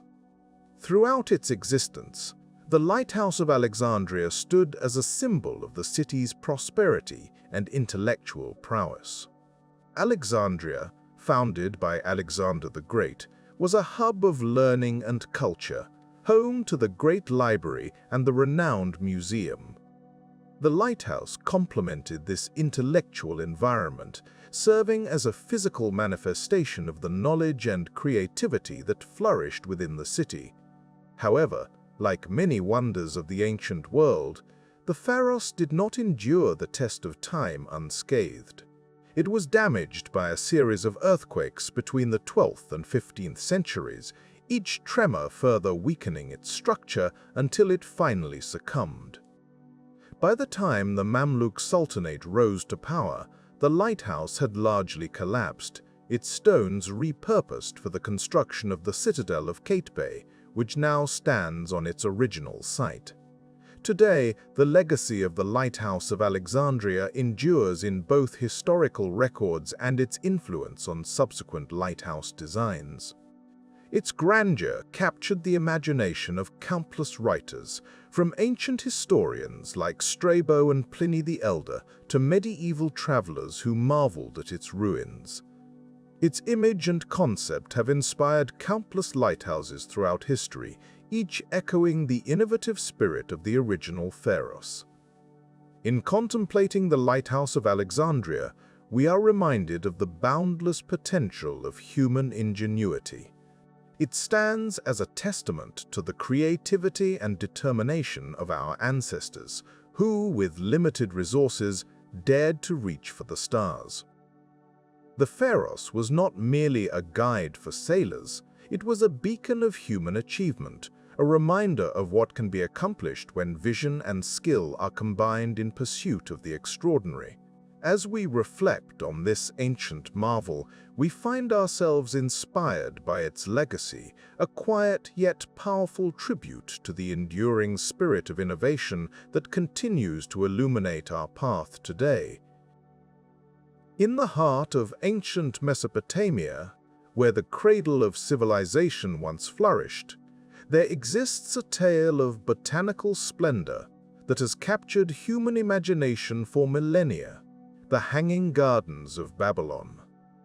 This legendary construct is said to have been a verdant paradise, a marvel of engineering and horticulture that towered above the dry earth, an oasis amidst the arid landscape.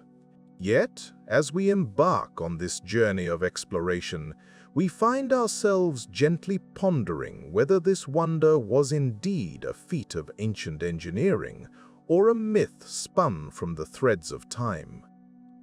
The story of the Hanging Gardens begins with Nebuchadnezzar II, the renowned king of Babylon, who reigned from 605 to 562 BCE. According to ancient lore, the gardens were constructed to please his homesick wife, Amytis of Media, who longed for the lush greenery of her mountainous homeland. The gardens, if they existed, were said to have been an architectural masterpiece, with terraces rising like a green mountain, filled with a diversity of flora that would have rivaled any natural Eden. To imagine such a creation in the Babylonian context requires us to consider the sophisticated engineering that must have been employed. Ancient texts describe the gardens as elevated, perhaps rising to heights of 75 feet or more. This elevation would not have been a simple task, as it would have required the building of terraces or platforms capable of supporting the weight of soil, water, and vegetation. The irrigation system, a crucial component of this wonder, would have been an engineering marvel in itself. In a region where water was a precious commodity, the gardens would have demanded a steady and reliable supply. Some scholars speculate that the Babylonians might have used an early form of the Archimedes screw, a device that lifts water using a spiral within a hollow tube. This method could have transported water from the Euphrates River to the highest terraces, ensuring that the gardens remained lush and vibrant. Yet, as we delve deeper into historical records, the mystery of the gardens grows. Strikingly, there are no contemporary Babylonian texts that mention the gardens explicitly. The accounts we rely on come from later Greek historians, such as Strabo and Philo of Byzantium, who wrote centuries after the purported construction.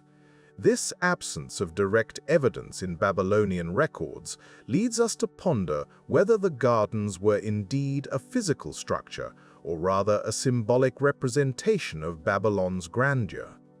The possibility of the gardens being a myth does not diminish their significance in the annals of human imagination.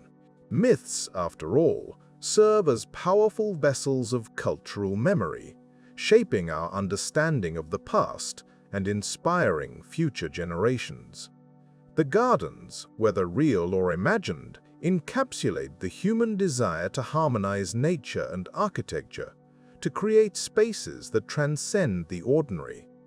As we consider the architectural techniques that could have been employed, we must acknowledge the advanced knowledge possessed by the Babylonians. Their ziggurats, the stepped pyramids that dominated the skyline, reveal a mastery of construction and design.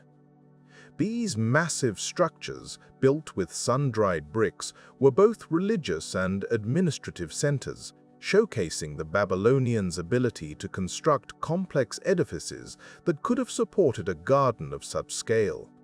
Furthermore, the Babylonian expertise in mathematics and astronomy might have played a role in the design of the gardens. Their understanding of geometry and spatial organization could have guided the layout of terraces, ensuring stability and efficiency. The placement of the gardens, if they existed, would have taken advantage of natural light and shade, creating microclimates that supported diverse plant life. The myth of the Hanging Gardens also invites us to explore the broader context of ancient Mesopotamian civilization. The region, crisscrossed by the Tigris and Euphrates rivers, was a hub of innovation and cultural exchange. The Babylonians, along with their predecessors, the Sumerians, developed intricate irrigation networks that transformed the landscape into fertile agricultural land. These systems, involving canals, dikes, and reservoirs, demonstrate an enduring legacy of water management that could have informed the design of the gardens. In our quiet reflections on the Hanging Gardens, we are reminded of the delicate interplay between myth and reality. Whether the gardens stood as a testament to Nebuchadnezzar's love or as an enduring symbol of Babylonian ingenuity, they continue to captivate our wandering minds. They invite us to consider the possibilities of ancient engineering, the capacity for human creativity, and the enduring power of stories that connect us to our shared past. As we leave behind the echoes of Babylon's grandeur, we carry with us a sense of wonder, a gentle curiosity about the mysteries of ancient civilizations. The Hanging Gardens, whether real or imagined, serve as a reminder that the boundaries between myth and reality are often as fluid as the waters that might have once nourished their verdant terraces. And in this interplay, we find inspiration and reverence for the ingenuity of our ancestors, whose whispers continue to reach us across the sands of time. In the vast expanses of arid landscapes, where the mirage of water shimmers on the horizon and the sun bakes the earth into a hardened crust, ancient civilizations faced a relentless challenge: the quest for water. Yet, amidst these seemingly inhospitable terrains, human ingenuity blossomed, crafting intricate and sustainable water management systems that continue to baffle modern engineers. Imagine, if you will, the scene: a landscape dotted with the silent, enduring presence of qanats and stepwells, structures both utilitarian and artistic. These marvels of ancient engineering, unseen by the casual eye, underpin the survival of entire communities, their principles as vital today as they were millennia ago. The qanat system, a testament to the ingenuity of ancient Persia, emerges as a masterpiece of hydraulic engineering. These gentle, subterranean channels are more than mere conduits for water. They are lifelines, threading through the Earth's crust like veins, tapping into the aquifers hidden deep beneath the surface. The concept appears simple, yet is profoundly effective.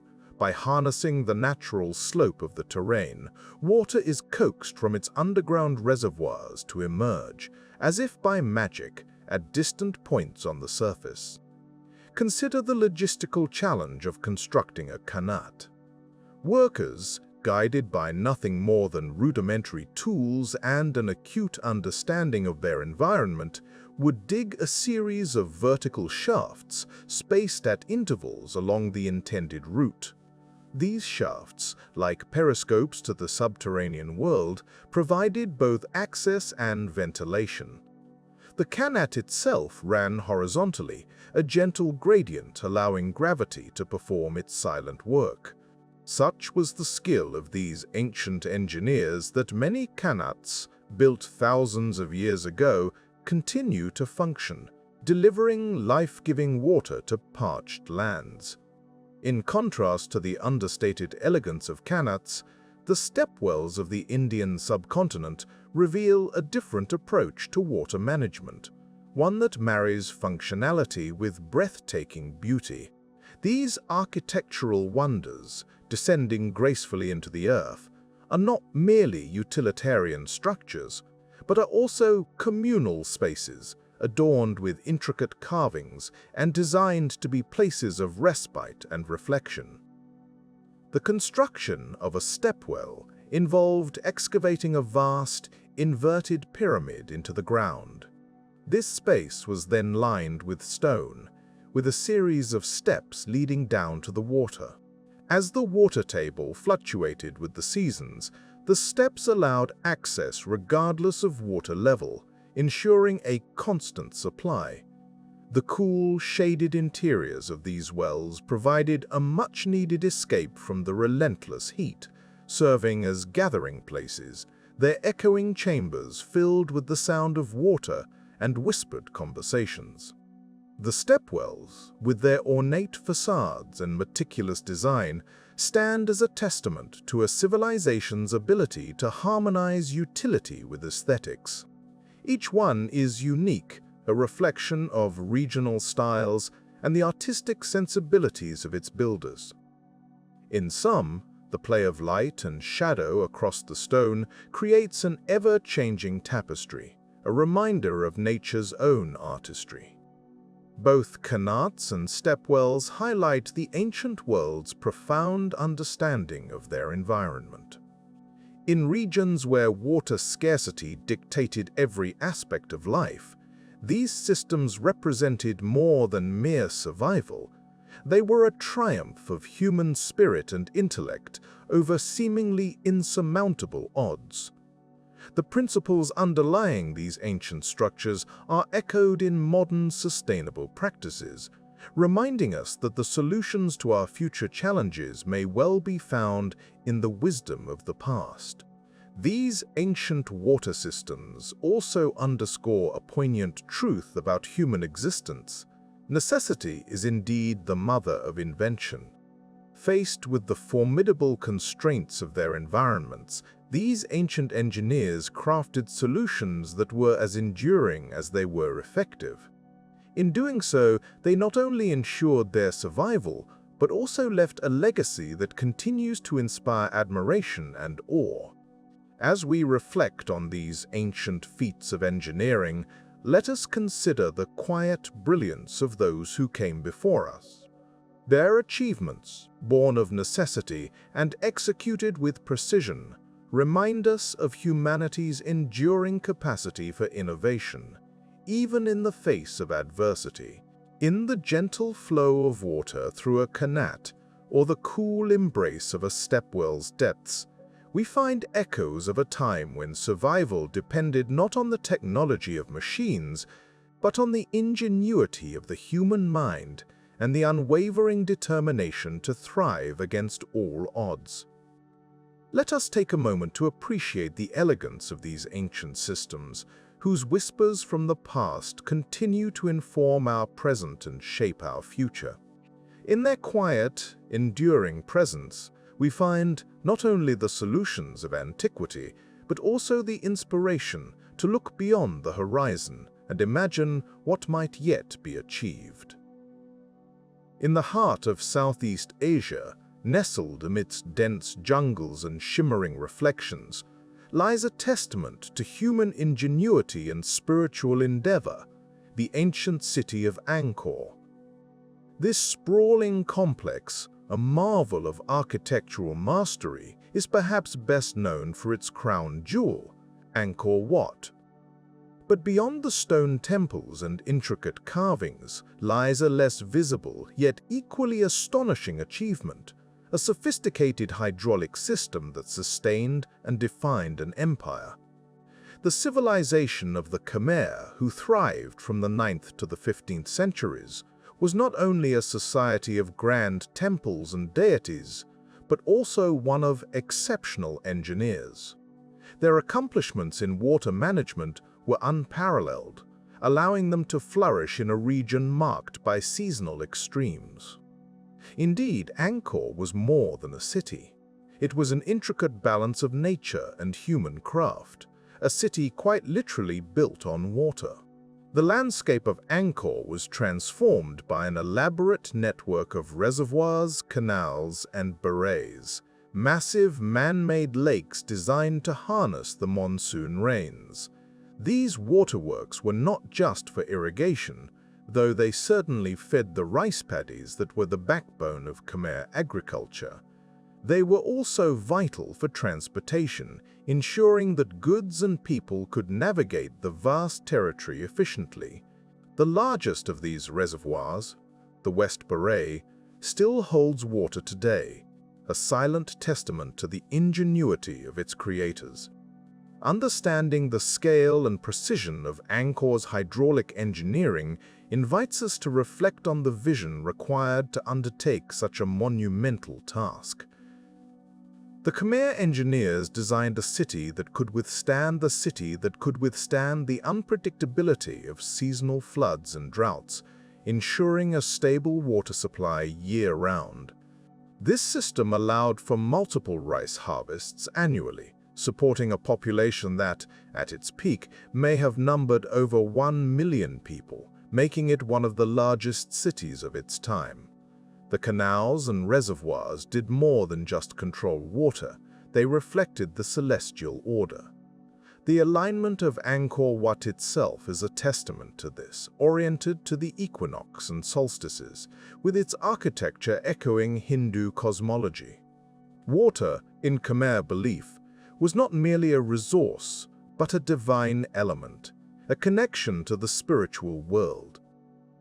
The city's very layout was a physical manifestation of their cosmological beliefs, a deliberate intertwining of the earthly and the heavenly. Yet, while the spiritual significance of water held sway, the practical applications of their hydraulic system cannot be understated. The Khmer were masters of their environment, manipulating it with a subtlety and foresight that speaks to a deep understanding of their natural world. The careful alignment of canals and the strategic placement of reservoirs allowed them to control the flow of water with remarkable precision, mitigating the effects of both flood and drought. As we explore the remnants of this once great empire, we can walk along the ancient routes that linked temple to temple, imagining the life that once teemed there. The very air seems to carry whispers of a time when Angkor was a thriving nexus of culture, trade, and religion. The canals, now largely reclaimed by nature, once bustled with the activity of a vibrant civilization, their waters a vital artery through which life flowed. One of the enduring mysteries of Angkor is how such a complex system was designed and maintained without the advanced tools or technologies we rely on today. It speaks to a culture that revered knowledge, one that passed down skills and techniques through generations, ensuring their survival and prosperity. The Khmer knew the rhythms of their land intimately, using observation and experience to guide their engineering feats. The decline of Angkor, shrouded in mystery, offers a poignant reminder of the delicate balance between humanity and nature. Some scholars suggest that changes in climate, including prolonged droughts followed by intense monsoons, may have disrupted the hydraulic systems, contributing to the city's eventual abandonment. It serves as a subtle warning, echoing through time, of how dependent we are on the very systems we create. Today, as we stand amidst the ruins, there's a quiet reverence for the people who once called Angkor home. Their legacy, carved in stone and etched in the earth, continues to captivate and inspire. The temples rise majestically above the treetops, while the remnants of the water systems lie below, a reminder of the intricate dance between human ambition and the natural world. The city of Angkor, with its grand temples and far-reaching waterworks, remains a testament to the heights of human potential when we dare to dream and build beyond the horizon of our immediate needs. It invites us to ponder the boundless possibilities that lie within our grasp when we align our efforts with the rhythms of the world around us. Through the lens of Angkor's history, we glimpse the enduring power of human ingenuity, a gentle reminder of the wonders we can achieve when we build with both heart and mind. As we drift across the gentle waves of history, let us set our course towards the ancient art of seafaring, an endeavor that pushed the boundaries of human ingenuity and courage. The vast blue oceans, once daunting and mysterious, became pathways for exploration and connection, thanks to the remarkable engineering feats of early shipbuilders. It is here, on the endless horizon, that we find the echoes of ancient mariners who dared to sail where none had charted before. The earliest evidence of seafaring dates back to tens of thousands of years ago, when our ancestors first ventured into open waters. Simple rafts and dugout canoes, crafted from the materials nature offered, were among the first vessels to carry humans across stretches of water. These early seafarers, using little more than intuition and observation, began to understand the rhythm of the tides and the dance of the currents. They learned to read the sky, using the stars as their compass and the sun as their guide. In time, these rudimentary vessels evolved into more sophisticated ships. The advent of the sail, a simple yet revolutionary invention, harnessed the power of the wind and transformed the possibilities of maritime travel. With sails unfurled to the breeze, ancient mariners could now embark on longer journeys, exploring new lands and forging connections across cultures. Egyptian merchants, for instance, navigated the Nile and the Red Sea, trading goods and ideas with distant shores. The Phoenicians, master shipbuilders of the ancient world, took seafaring to unprecedented heights. Their sleek, agile ships, built from the robust cedar of Lebanon, were designed to withstand the challenges of open sea travel. Equipped with a central mast and a square sail, these vessels could traverse the Mediterranean, establishing trade routes that linked the cultures of Europe, Africa, and the Near East. The Phoenicians, renowned for their navigational skills, ventured beyond the Pillars of Hercules into the Atlantic, their purple sails a testament to their prowess and ambition. Across the world, similar stories of maritime innovation unfolded. In the vast expanse of the Pacific Ocean, the Polynesians embarked on extraordinary voyages, navigating thousands of miles of open water with unparalleled skill. Their double-hulled canoes, crafted with precision and care, were not just means of transport, but vessels of culture and heritage. Using an intricate knowledge of the stars, ocean swells, and bird flight patterns, Polynesian navigators charted courses across the sea, settling islands far and wide.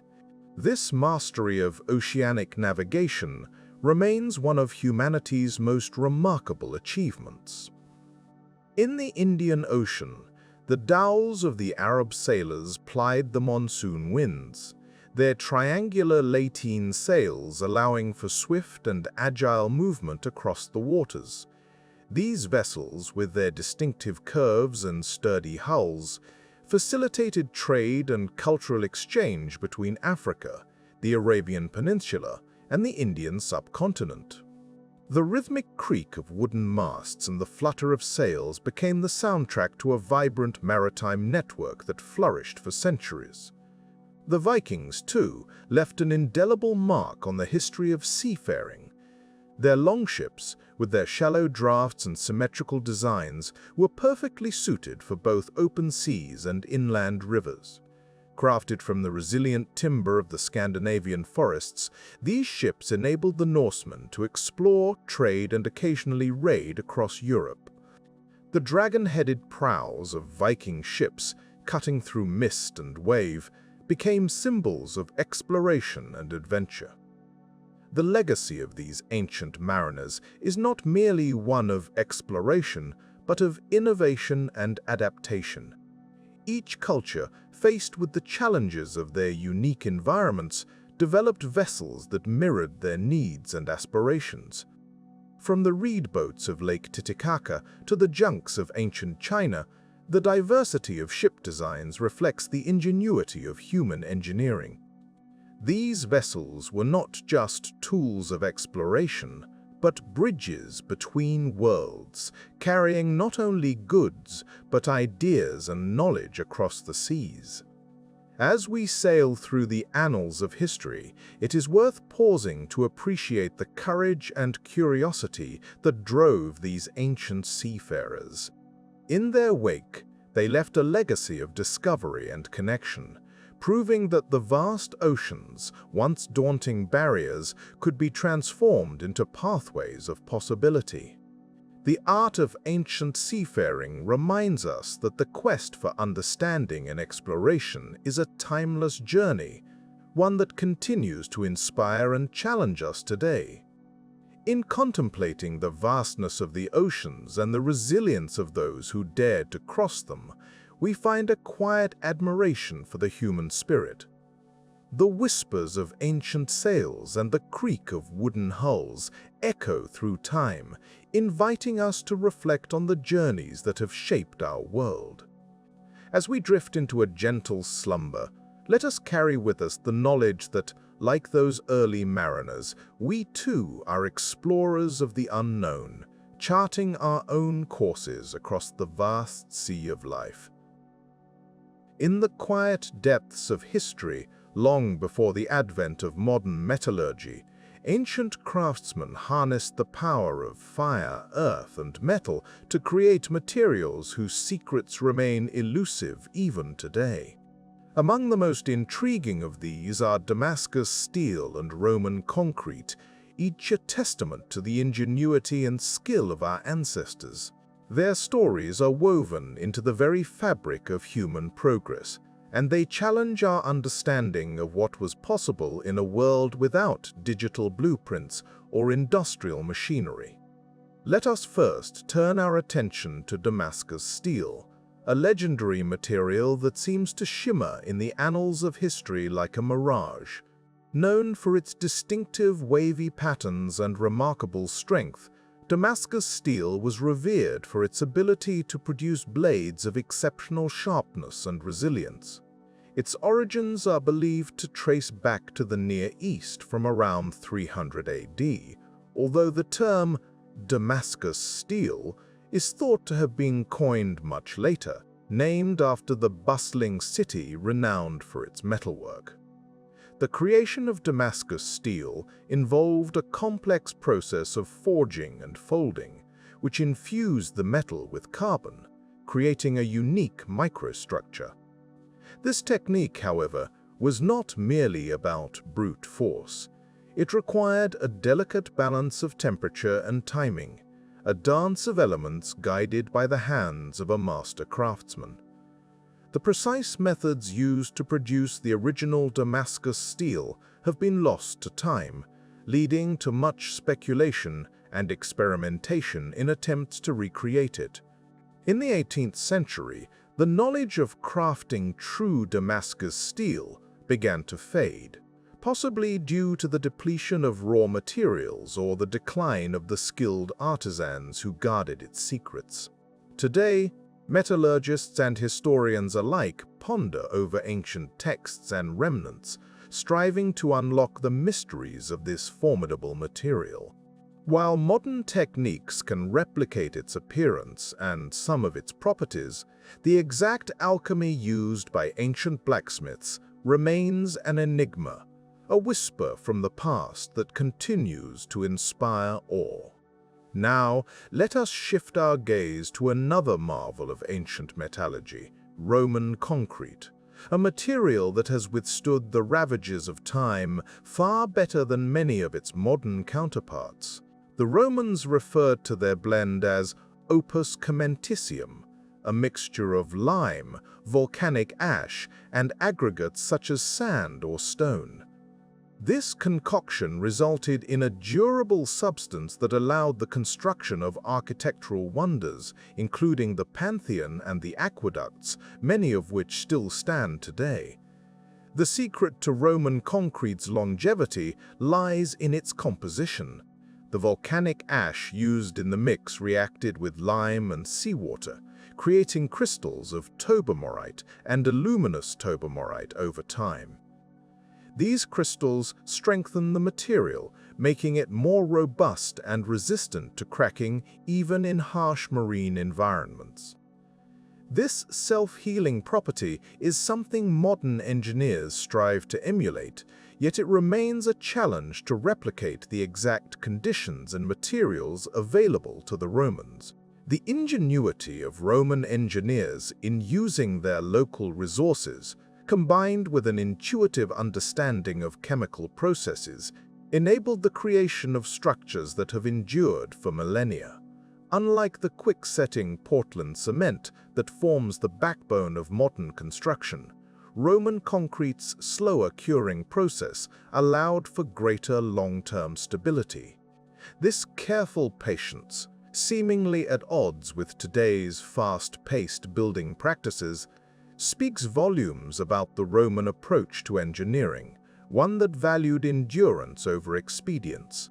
As we reflect upon these lost metals and forgotten alloys, we are reminded of the profound connection between the earth and human innovation. The ancient artisans who crafted Damascus steel and Roman concrete tapped into the natural world, transforming raw materials into creations that transcended their own lifetimes. In doing so, they left behind not just physical structures, but also enduring legacies of creativity and precision. In our modern age, where technology and efficiency often overshadow craftsmanship, there is much to learn from the patience and persistence of these ancient metallurgists. Their ability to harness and manipulate the materials of their time with an eye towards the future is a hallmark of human ingenuity.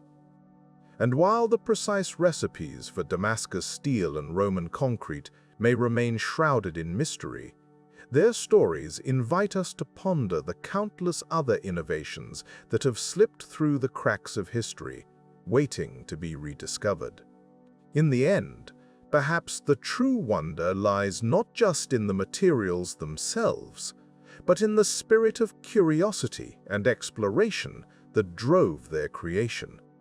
This spirit is as relevant today as it was in the times of the blacksmiths of Damascus and the engineers of Rome. It encourages us to look beyond the surface, to question, and to seek out the hidden possibilities in the world around us. In doing so, we continue the ancient quest to transform the ordinary into the extraordinary, leaving behind our own indelible marks on the tapestry of time. As we step gently into the ancient temples, those silent guardians of time, we find ourselves enveloped by a world where stone and silence converse in hushed tones. These spaces, crafted with intention and reverence, were designed not only to inspire awe, but to engage the senses in ways that are easily overlooked in our modern rush. Here, within these sacred walls, the ancients mastered a subtle craft, one that speaks not through sight, but through sound. Imagine walking into a temple, perhaps in the heart of the Egyptian sands or nestled within the verdant hills of Greece. The air is still, yet alive with a faint echo of the past. It is here that we encounter the phenomenon of whispering walls. These architectural marvels, though seemingly simple, reflect an advanced understanding of acoustics. By design, a whisper spoken at one end of a curved wall can travel along its surface, reaching a listener positioned at the other end, as if carried by invisible wings. The Great Pyramid of Giza, a structure we have already admired for its geometric precision, also harbors a secret of sound. Within its confines lies the King's Chamber, a space where the very air seems to hum with resonance. Some suggest that the chamber was tuned to a specific frequency, an architectural symphony composed of limestone and granite. This sonic environment might have been intended to enhance ritualistic chants or to focus the mind during meditative practices, a testament to the ancients' holistic approach to spirituality and science. Turning our gaze eastward, the temples of India reveal a similar acoustic ingenuity. The Brihadiswara temple in Tamil Nadu, with its soaring vimana, presents a fascinating example. Here, the design ensures that the sounds of bells and chants reverberate throughout the structure, creating an immersive experience that envelops worshippers in a cocoon of sacred sound. The temple's dome acts as a natural amplifier, capturing and magnifying the voices of the priests, so that they resonate deeply with the congregation. In the heart of the Mayan world, we find the Pyramid of Kukulkan at Chichen Itza, another wonder of acoustic design. During the equinox, when the sun casts its shadow to form the image of a serpent slithering down the temple's steps, clapping one's hands at the base of the pyramid produces an echo that resembles the chirp of the sacred Quetzal bird. This interplay of light and sound, a fusion of celestial and terrestrial elements, underscores the Mayans' profound connection to the natural world. The ancient Greeks, too, were masters of auditory architecture. The theater at Epidaurus, renowned for its perfect acoustics, allows a coin dropped at the center of the stage to be heard clearly in the highest of its 55 rows.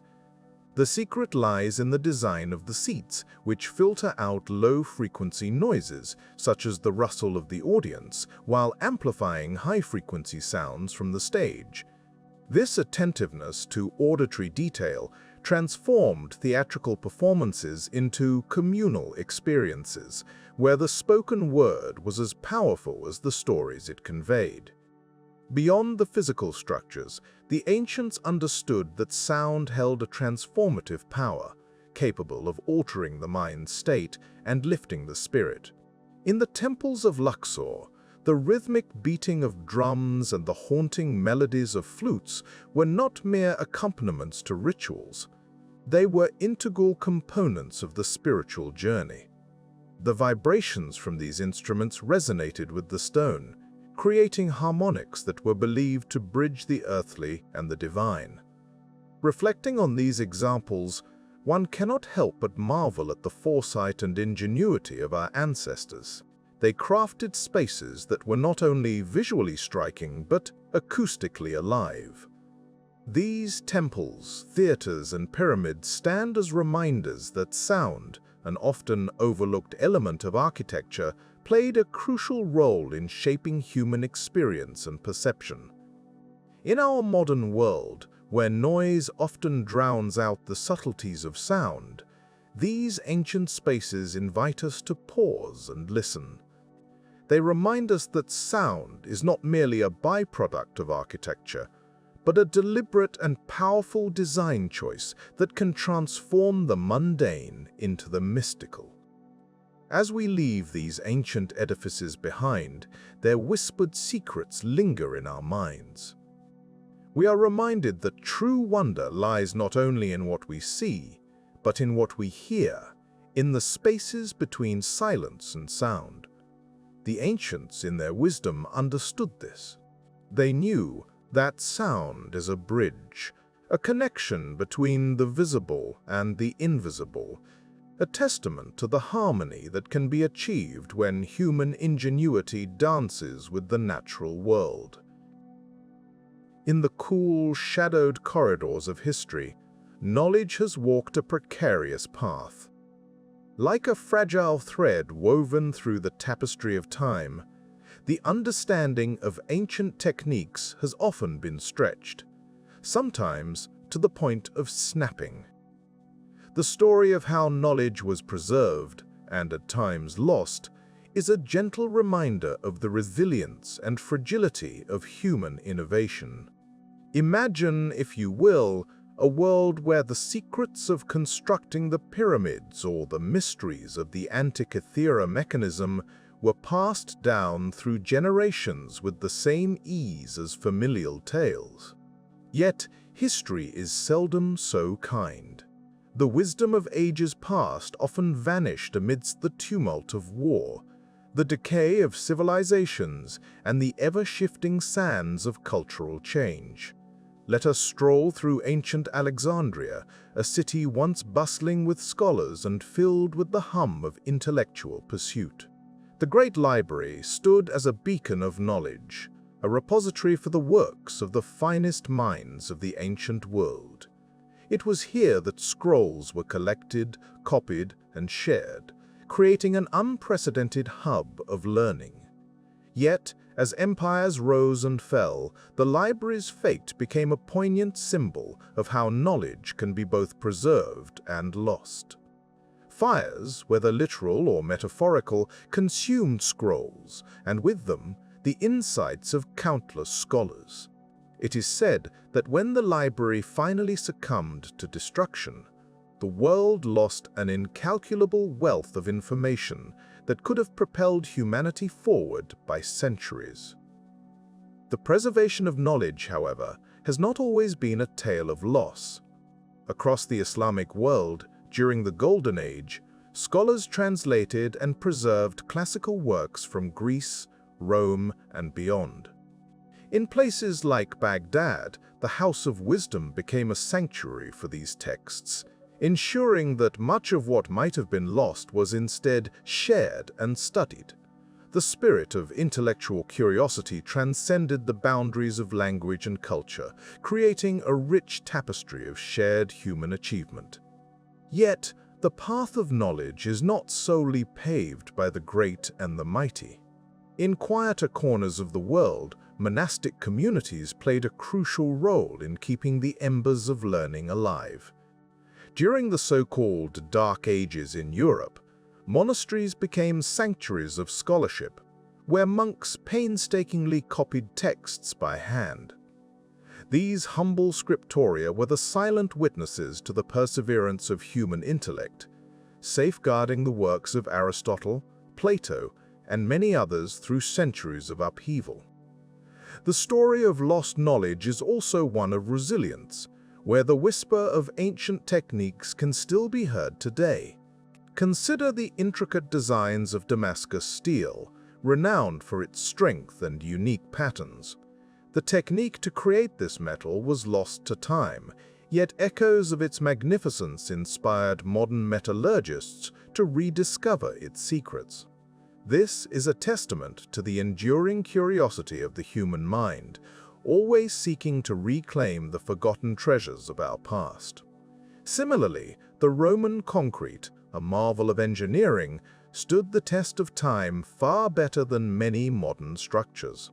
The precise formulation of this ancient material remained elusive until recent scientific inquiries unveiled the role of volcanic ash in its durability. It is a quiet reminder that the knowledge of our ancestors, though sometimes obscured by the veil of time, is not beyond our reach. Cultural change, too, has played its part in this narrative. As societies evolved, so too did their priorities and interpretations of the world around them. The knowledge of the past was sometimes deemed irrelevant or even dangerous, leading to intentional acts of erasure. Yet, this very change also sowed the seeds for new ideas to flourish, creating a dynamic interplay between preservation and innovation. In the end, the story of how knowledge was preserved and lost is not merely a chronicle of what once was. It is a reflection on the very nature of human endeavor. The pursuit of understanding, despite its many challenges, continues to be a defining characteristic of our species. We are, after all, wanderers of the mind, driven by an insatiable curiosity to explore the mysteries of our world. And so, as we drift into the quietude of our thoughts, let us remember that the legacy of ancient engineers and their forgotten blueprints is more than a collection of techniques and technologies. It is a testament to the enduring spirit of inquiry, the silent guardians of knowledge who ensure that, even in the darkest of times, the light of understanding never truly fades. As we draw our journey to a close, we find ourselves in a quiet space of reverence, marveling at the vast tapestry of human ingenuity that stretches back into the distant past. The ancient world, with all its mysteries and wonders, continues to whisper through the corridors of time, inviting us to reflect on the remarkable feats achieved without the tools and technologies we take for granted today. In contemplating these monumental accomplishments, we are reminded of the boundless curiosity that has always driven humanity forward. It is this insatiable desire to understand, to explore, and to create that has propelled us to move mountains, both literally and metaphorically. The wonders constructed by our ancestors stand not only as testaments to their technical prowess, but also as enduring symbols of the human spirit's relentless quest for knowledge. As we reflect, we are drawn to the enigmatic nature of these ancient achievements. Consider the towering pyramids, which rise from the sands of Egypt with such precision and grandeur that they have captured the imaginations of scholars and dreamers alike for millennia. Or the massive stones of Stonehenge, meticulously aligned with celestial events, echoing a deep understanding of the cosmos that seems almost lost to us today. These structures, and many others like them, provoke a sense of wonder that transcends time. The mysteries that surround these accomplishments remind us of the gaps in our understanding. Despite the advances of modern science and archaeology, there remain questions that elude definitive answers. How, precisely, did the builders of the Great Pyramids achieve such exact alignment with true north? What methods did the craftspeople of the Inca Empire employ to fit massive stones together so perfectly that not even a blade of grass can pass between them? These unresolved puzzles invite us to consider the possibility that there is still so much we do not know, and that perhaps, in our quest for knowledge, we are only just beginning. Yet, this sense of mystery is not a cause for frustration, but rather an invitation to wonder. It is a gentle reminder that the world is far more complex and interconnected than we might sometimes perceive. The unknown beckons to us, urging us to look deeper, to ask questions, and to remain ever curious. The ancients, in their ingenuity, have left us with clues, fragments of a vast, intricate puzzle that continues to challenge and inspire. Reflecting on these wonders, we are also reminded of the resilience and adaptability of the human spirit. Our ancestors faced challenges and obstacles that might seem insurmountable, yet they persevered, finding innovative solutions to the problems at hand. Their stories are a testament to the power of collaboration, creativity, and the shared pursuit of a common goal. In their achievements, we find lessons for our own time as we navigate the complexities and challenges of the modern world. As we ponder these ancient feats, we are drawn to the idea that perhaps the most significant legacy of our forebears is not the structures they built, but the spirit of exploration and discovery that they have passed down to us. This spirit is alive and well in the hearts of those who continue to seek out the unknown, whether it be in the depths of the ocean, the vastness of space, or the hidden corners of the human mind. In this reflective moment, we might also consider the ways in which the wonders of the past whisper to us about the future. They encourage us to dream, to imagine what might be possible, and to strive towards new horizons. The same ingenuity that moved stones and built empires continues to drive innovation in our time, shaping the world we live in and the future we are building. And so, as we close this gentle exploration of ancient wonders, let us carry with us a sense of gratitude and awe for the remarkable achievements of those who came before us.